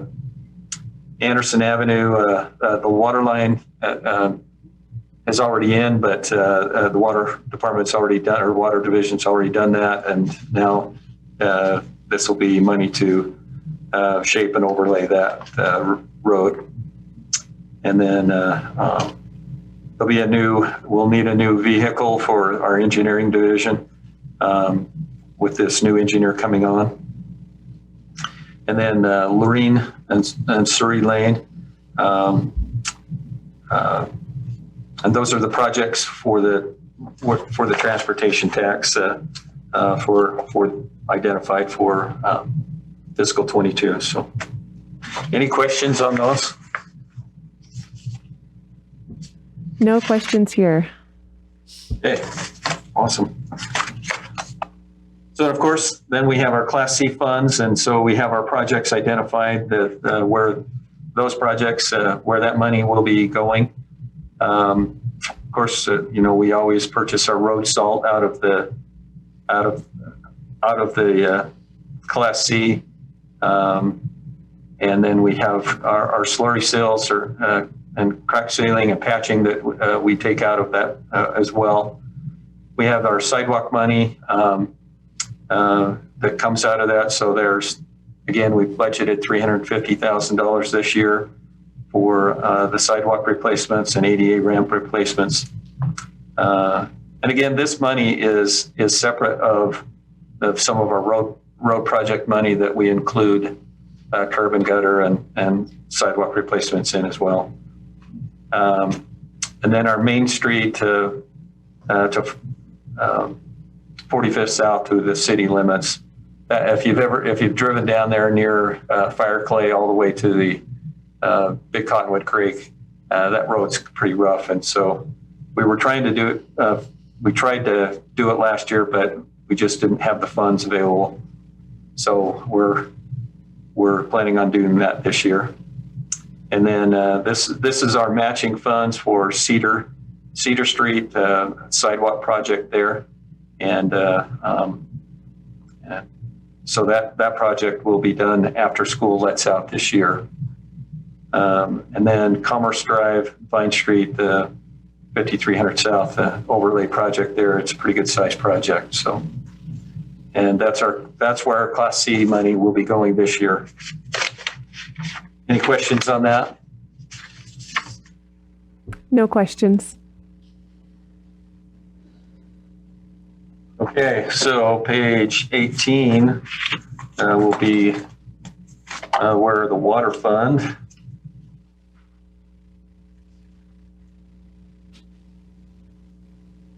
So some of the projects they've got, so they budgeted about $1.6 million this year for projects, and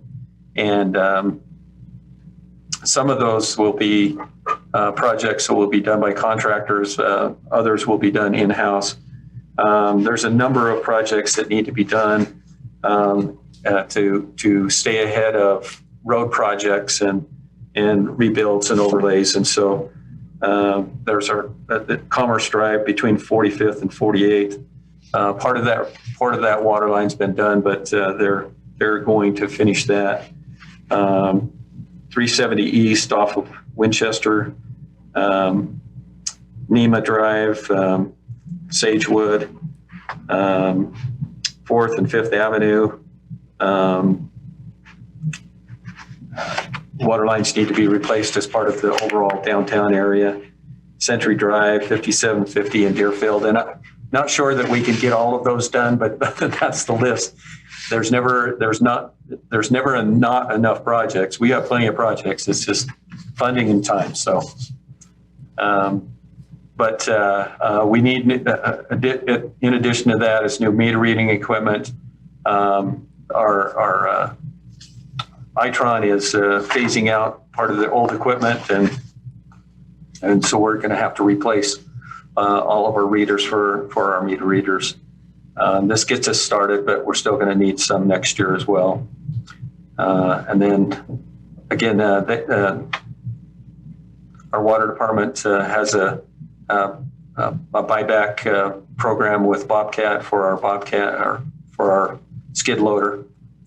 We're working on replacing or doing some major maintenance, I'd call it, on our Reservoir 4. And you probably don't know what Reservoir 4 means, but it's Reservoir 4 is on Fort Union, and it's about 29th East or 30th East.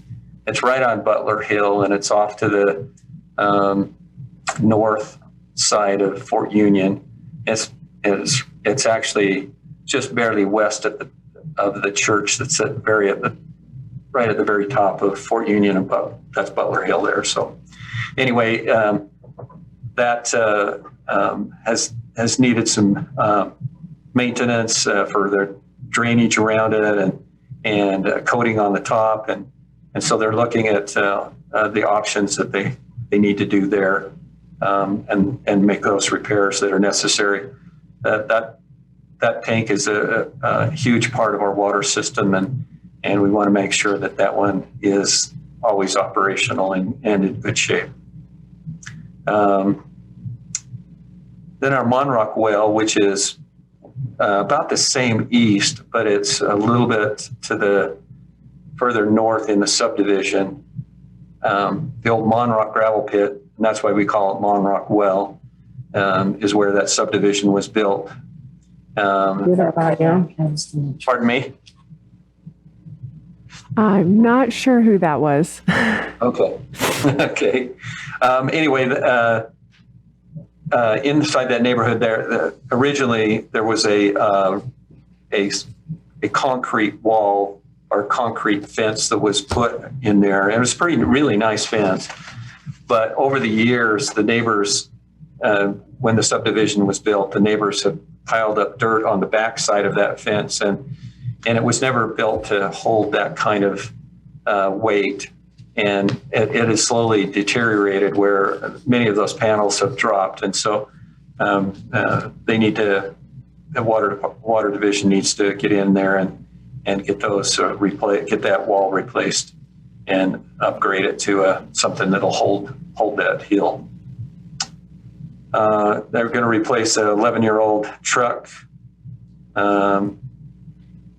replace a 15-year-old a dump truck, 10-wheel dump truck, and then again, this is part of the funding for the future layout of our public works facilities down here, and we have well rehab work that we do every year as part of our sustainability study that we did, things that were identified there, and that we're still working on those projects and will be for several years. And then upgrading the equipment that's inside of our pump houses. And if you've not heard this number before, we have 20 wells. And so there's lots of infrastructure and equipment that needs to be replaced on a yearly basis. And so, and some of those, so number 11 there on that list is some of the old buildings still have flat roofs, and we're retrofitting those to pitched roofs and changing windows and access ways to those buildings. So, and that is the CIP for the water. Any questions there? Looks like no questions. So then wastewater. So of course, the first on the list is our Central Valley pay-as-you-go, monies that we pay into Central Valley for upgrades and maintaining the facilities. We do have a sewer rehab root intrusion plan going forward this year. We budget usually a little bit of money every year for maintaining our sewer lines and lining those. And it helps to solve two problems. One is it helps to solve infiltration, inflow into the system, as well as stops root intrusion and deterioration of the pipes. And then part of the funding for the master plan for our public works facilities, and we're replacing 2007 Colorado, and we're installing a grinder, and that's, and you can see a grinder is pretty expensive, but when you see the kind of things that sometimes get down the sewer line, you'd shake your head and you go, how did that get in there? But we get rocks and we get boards and we get all kinds of things put down in the sewer, and so these grinders are pretty heavy duty. It's not like your normal sink grinder. So, all right, any questions on the wastewater? Nope, no questions. Okay. Solid waste fund, just replacing a truck this year.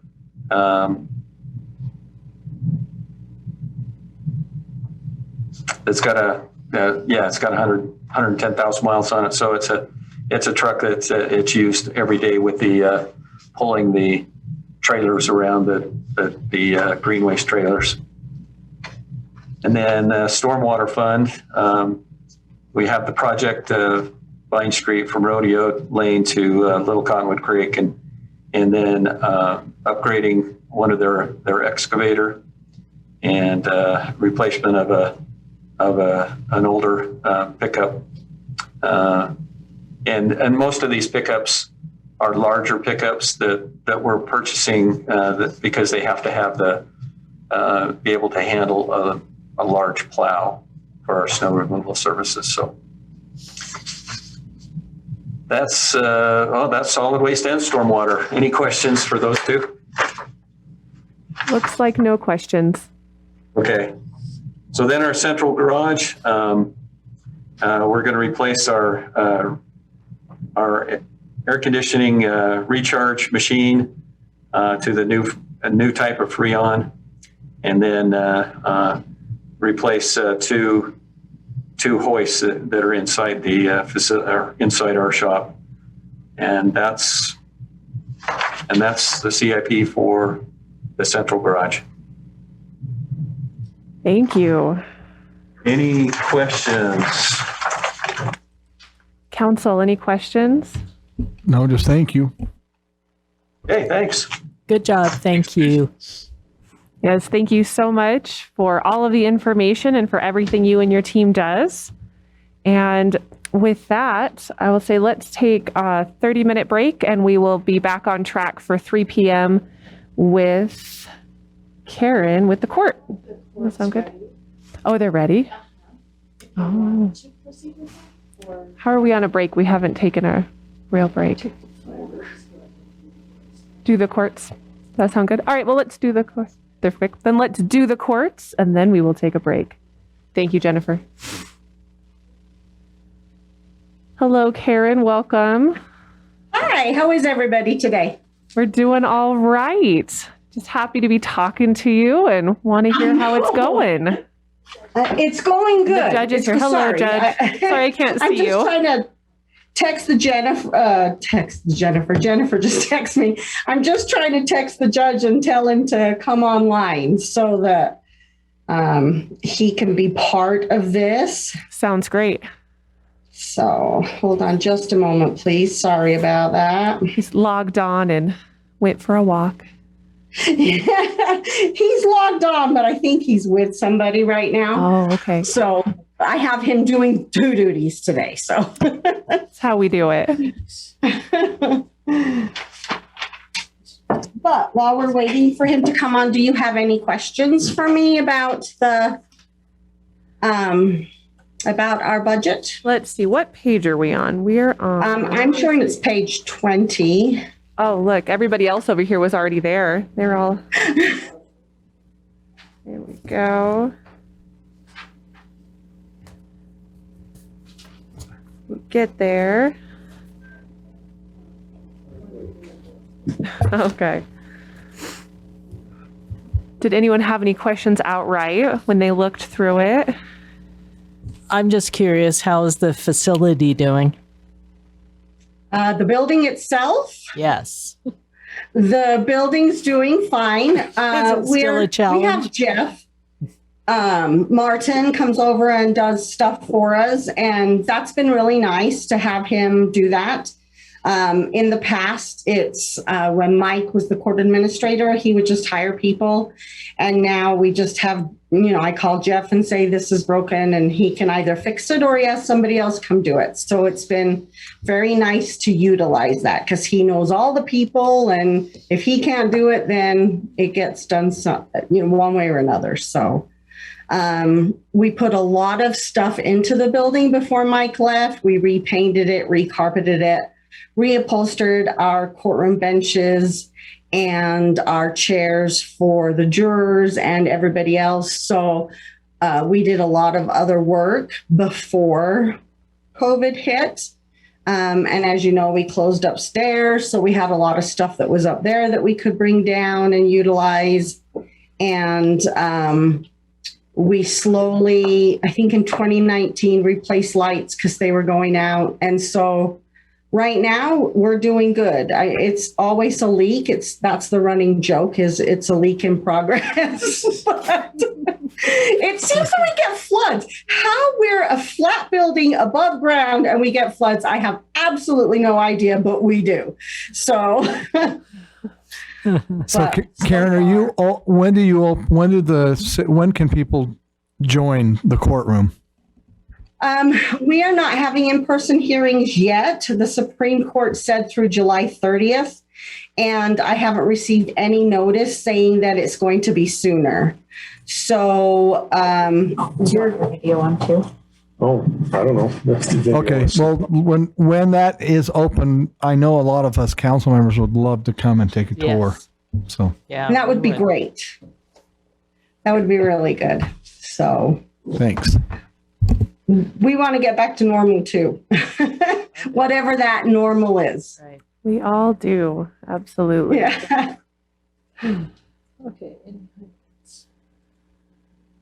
So as you can see on my budget, I just put into place things that we didn't have because we weren't going to training. And right now we're still not going to training with WebEx and Zoom. A lot of the training that we can do is online, which I mean, all of my employees love it. They would rather sit in the break room, do training online than have to go all the way downtown for training.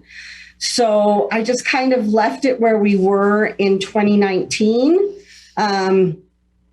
because I don't really know what's going to happen right now. So right now we're just playing it by ear and, these things, they're not more, but we might not use some of them either. So.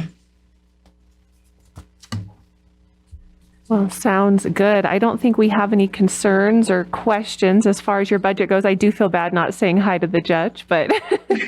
Oh, It's on now. I can hear. There he is. There he is. The camera is not working for some reason. So.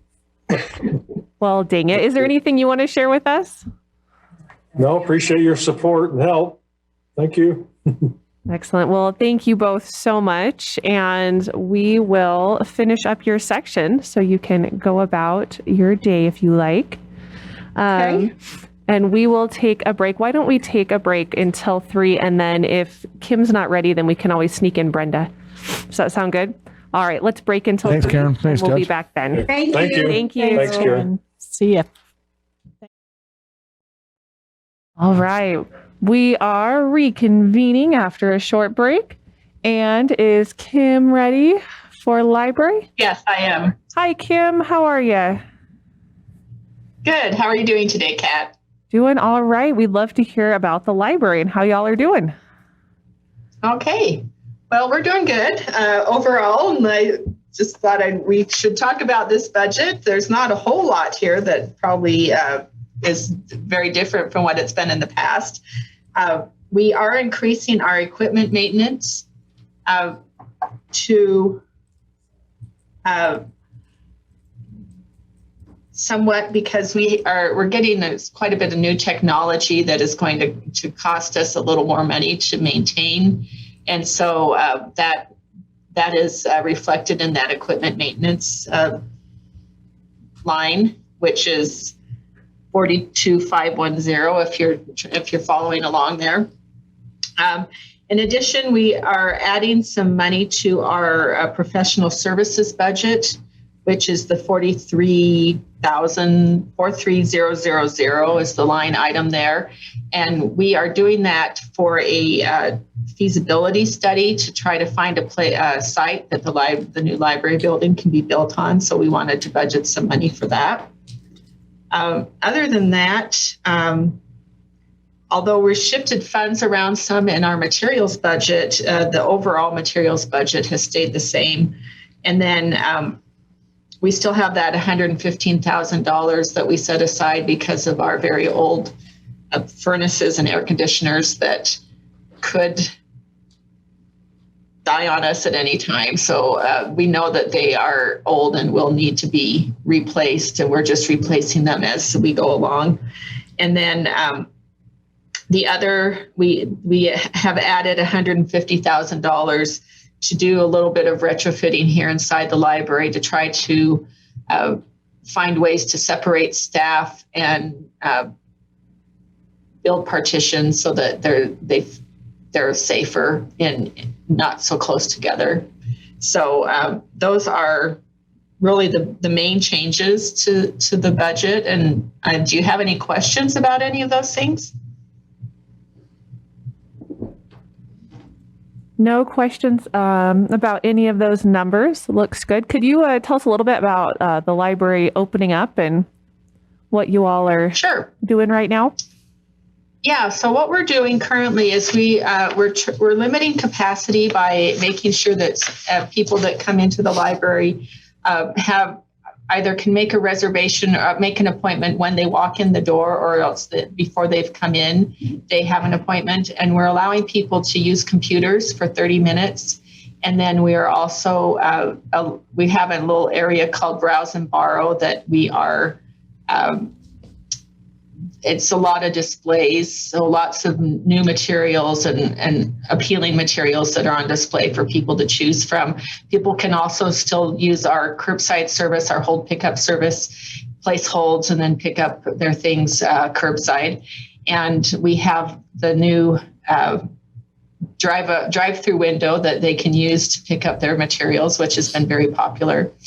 Other than that, we are looking to the future, and we are anticipating in the next few weeks, we're hoping for June 1st to actually let people come in and into the stacks.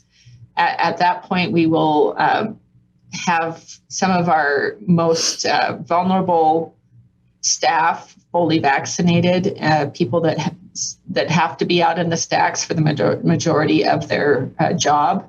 And so at that point, we'll be able to allow people, we'll still keep it at a reservation system so that we can, again, kind of make sure that don't have too many people in the building, but with the reservation system.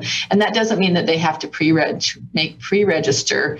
They can actually walk in, and if there's room, we can let them in. So that's our plans at the moment. And then also starting on June 1st, we'll be doing some programming. Our very popular story times will be back in person, and we'll be doing those at the gazebo at the park. And those will be on Tuesday, Wednesday, and Thursday for June and July. That's really exciting. Especially It I is think exciting. The park We're story very time happy to sounds to so see nice. that things are going, getting a little bit more back to normal. Absolutely. Well, thank you for sharing all that with us. Diane? Go Sure. ahead, Diane. I'll just say real quick, all I was going to say is my kids are all grown up and I think they have that philosophy in our home, browse and borrow. So that's awesome. Do they just borrow or do they never bring it back to you? Yeah, That's the I real think I need to have a question. sign that says no browse and borrowing. Yeah, because I don't get it back. So. Yep, it's good to see you, Kim. I'm glad everything's going Right. well. I miss being able to come in, but soon. Soon, yes. All right, you take care and thanks. Thank you. Thanks, Kim. Thank you so much. Have a great day. Thanks. All right. Well, then we will move on. Is Rob able to join us now? I am. Hi, Rob. Hey, how's everybody? Oops. What happened Rob. to my video? Good. Welcome. We'd love Hi, to Rob. hear how you're doing. I'm good, thank you. How's everybody else? Great. Doing all right. Where? Oh, there There you we are. go. There he is. Good. There I We am. couldn't find the IT guy. IT guy who can't even start the video. Oh boy. I was wondering, you guys, are you already at page 10 on the budget? Yep, you're already there. So I guess we'll start from the beginning and look at some of the additional funds that we're adding for the small equipment. We're adding a little bit more money for this year because we didn't purchase the additional computer replacements this last budget year. And so we're adding those funds to. Sorry, just a sec. We're kind of catching up, getting to the right page. 30. Oh, okay. 35. There we go. There. We're getting there. No problem. Okay. Thank you. Go ahead. So on, like I had indicated on the small equipment, which is further down, if you look in the operations, we're asking for just probably about $26,000 more to get caught up with the computer replacements that we didn't do last year, and also to the additional funds will help with costs because the cost of PC replacements has gone up because it's being shipped in. A lot of our parts come in from China, and so that has gone up in costs. And so we have an increase there. Looking at equipment maintenance, that's pretty static, and we kept that the same.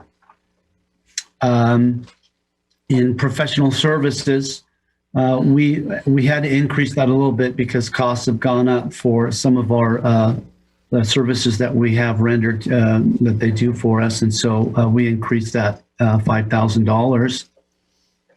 And then on the internet telephone, you can see there's quite a jump of about 35%, and that's due in part because of criminal justice information systems requirements. That when we switched over from technically kind of like the old analog lines to internet phone lines connections to the outside, it was required that we have to encrypt them, and then we also had to go to an isolated network in order for that to happen. And so, in order to switch over to that increase, we had to absorb the cost on that. So that's why that's there. And I think, let's see, that so far is all I have. Does anybody have any questions so far for the IT side? Doesn't look like we have any questions. Great.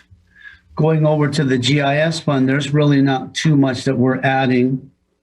As far as the GIS, as you can see, we've only increased it on, I think, maybe like a couple of things, like maybe a couple percentages, 12% for the equipment maintenance. We went from 1,250 to 1,400, so that's really not too much. And then on the software maintenance, you can see that we increased that 5,000. That's because we're trying to switch that to the beginning of the fiscal year, the renewal. And so we're adding a little bit more money to take us to further out, so that the following year, the costs will be at the very beginning of the renewal instead of at the end of the year. And so we're adding an extra month of cost on that. And that's really all I have for the GIS so far. Any questions? Nope, no questions here. Okay, so on page 10 for the CIP, wow, that you guys got there fast this time.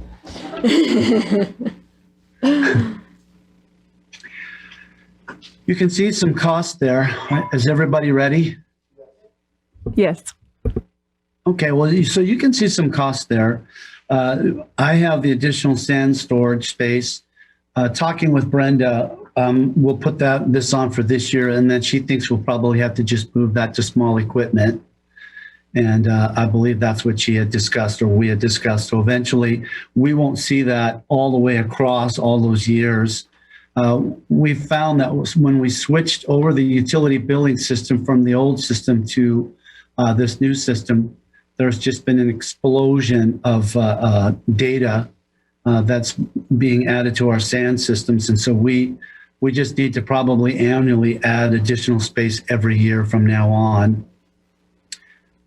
Some of the other lists here, the RVI migration, Navaline, that's just all the stuff that used to be on our old AS400 system that we need to get off and migrate over to our new system and have it stored, over there. But it's going to cost us money to have that migrated over for some consulting and costs for adding the server. So that's what that is. The utility network, that shouldn't have been number 4. We've decided to probably push that back to 2023, maybe even 2024. So that should really be, down at the bottom, probably number 9 instead. And then number 4 should probably be the Spillman server. So when we switched over to Versaterm, we have all of this legacy data that's stored over at VEC. We just like to get that back over here and keep it here and not have to pay the annual cost of keeping the data over at VEC. And so that's what that $25,000 is for, is just to move the data back to us. And so that way we don't incur annual costs for storage of legacy data.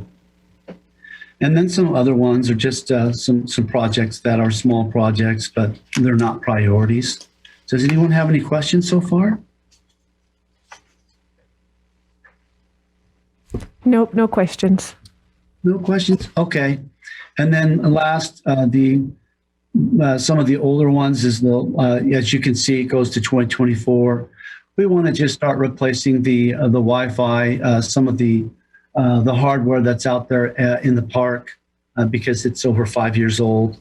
And we just want to make sure that if we put in newer equipment to keep up with the demands for Wi-Fi in the park. And that's really all I have so far. Does anybody see anything that really kind of sticks out and has any questions about? No, I don't claim to know a lot about IT, but I love the idea that you're bringing that back over here so that we're in control of that. So that's awesome. Yeah. Okay. You're talking about the Spillman server. I am. Yes. I think it's a good idea that we have it, that way. I think it's pretty expensive for the maintenance there. I think it's like 30 or 40,000 a year. So we'll spend a little bit of money, but we'll save once we get off, because we won't have to pay for hardware maintenance or to store it over there at VEC. So that's all I have. All right. Well, unless there's any more questions or comments. Just a big thanks for Rob. You do a great job, and we appreciate you helping us. I mean, I'll speak for me and Diane. I'm just kidding, Diane. That's what I was just about to say. Very good. Took the Well, words thank you. right out of my mouth. Better throw me in on that too. Thank you, everyone. I'll let all my guys know because I know they work hard in trying to keep the video support going and things like that. So thank you so much. You guys are wonderful. You. Have a great Talk rest to of you your later. day. Bye. Bye. All right. That brings us to Brenda. Okay, so Finance Department. I have requested no new personnel in all of our finance area. In the Finance Department itself, we are on page 27, and let me share this.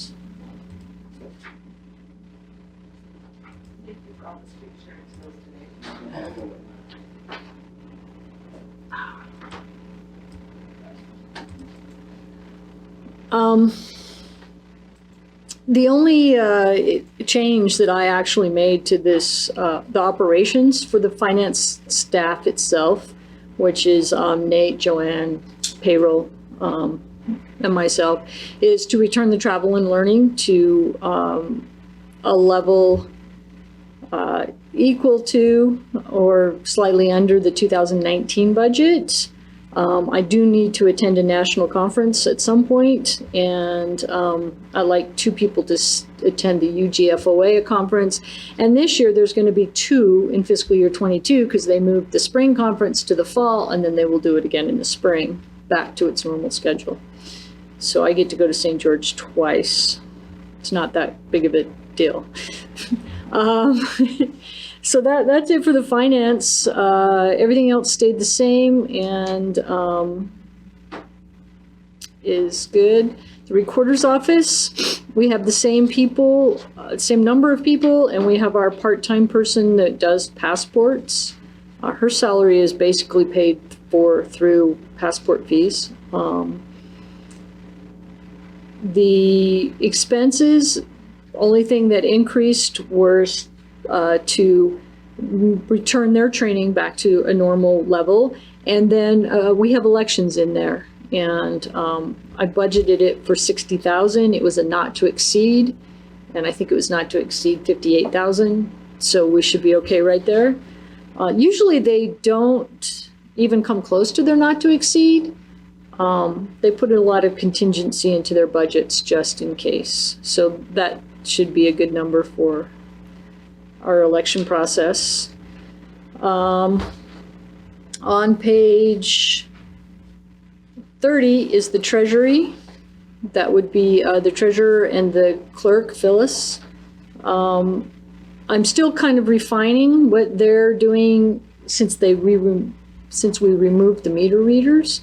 So you'll see some of their numbers went down. It was just because they weren't using those items and we didn't need them. This one gets 90% allocated to the utility funds because most of the money we collect is actually due to utilities. So that is their budget. And then utility billing. This is Karen and the utility billing staff. The person that we added last year has been very helpful. It has relieved a lot of stress on the phone calls, and we're not getting, now that we've gotten through the change, we're not getting a lot of call wait times. Phones get answered on an appropriate manner, and Karen has time to do stuff that is not answering the phones, so that has been very useful. This budget is 100% allocated to the utility funds, so that's why you see it come to a 0 at the end of each section. It's because it gets allocated out.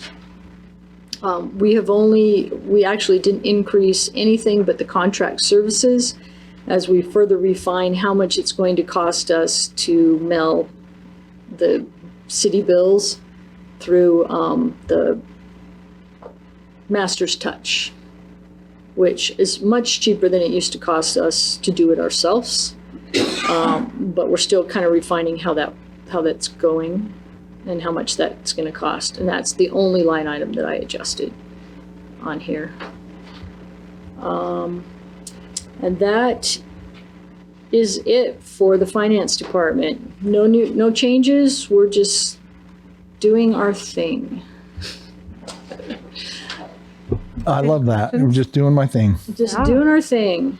Well, you're doing your thing right, so thank you. Yeah. Absolutely. So do you have any questions or any questions that came up on anything else that you can? Nope. No questions. I think we're good. Do you have any CIP in finance, Brenda? We do not. If we ever need anything, we will ask, but we don't have any big items. We do maintain the big copier in here, but we're hoping to keep that running until we get a new building. And then we'll figure out what all the new copiers and all that stuff is going to be. So, but we don't have any CIP. Council has the one CIP for the vehicles, alternative fuel source vehicles, and that's about it. In general, that most of the departments in City Hall do not have CIP. You don't need a giant truck for the work you do. I don't need a giant truck. Okay. Just want to make sure you have what you need, Brenda. When I first got here, we did have access to a car, but we got rid of that just because the one time we used it, it broke down. So. All right, then. No trucks for you. Got it. So it was just an old police car that had been refurbished. I don't know how many times. That's so funny. we just pay somebody 50 cents a mile to drive somewhere if they happen to have to. Sounds good. Makes me laugh, though, because I don't know how many times you've come in the back door of City Hall here and see IT's car with the battery charger on it. Honestly, that's what I was thinking. The IT car. It was wasn't that also a big police car? It was a big car. I don't know what it is, but LTD or whatever it was, but. Yeah. Well, if there aren't any questions from the council, then we will adjourn for today. Good Thank work, you. everybody. See you tomorrow. See you tomorrow.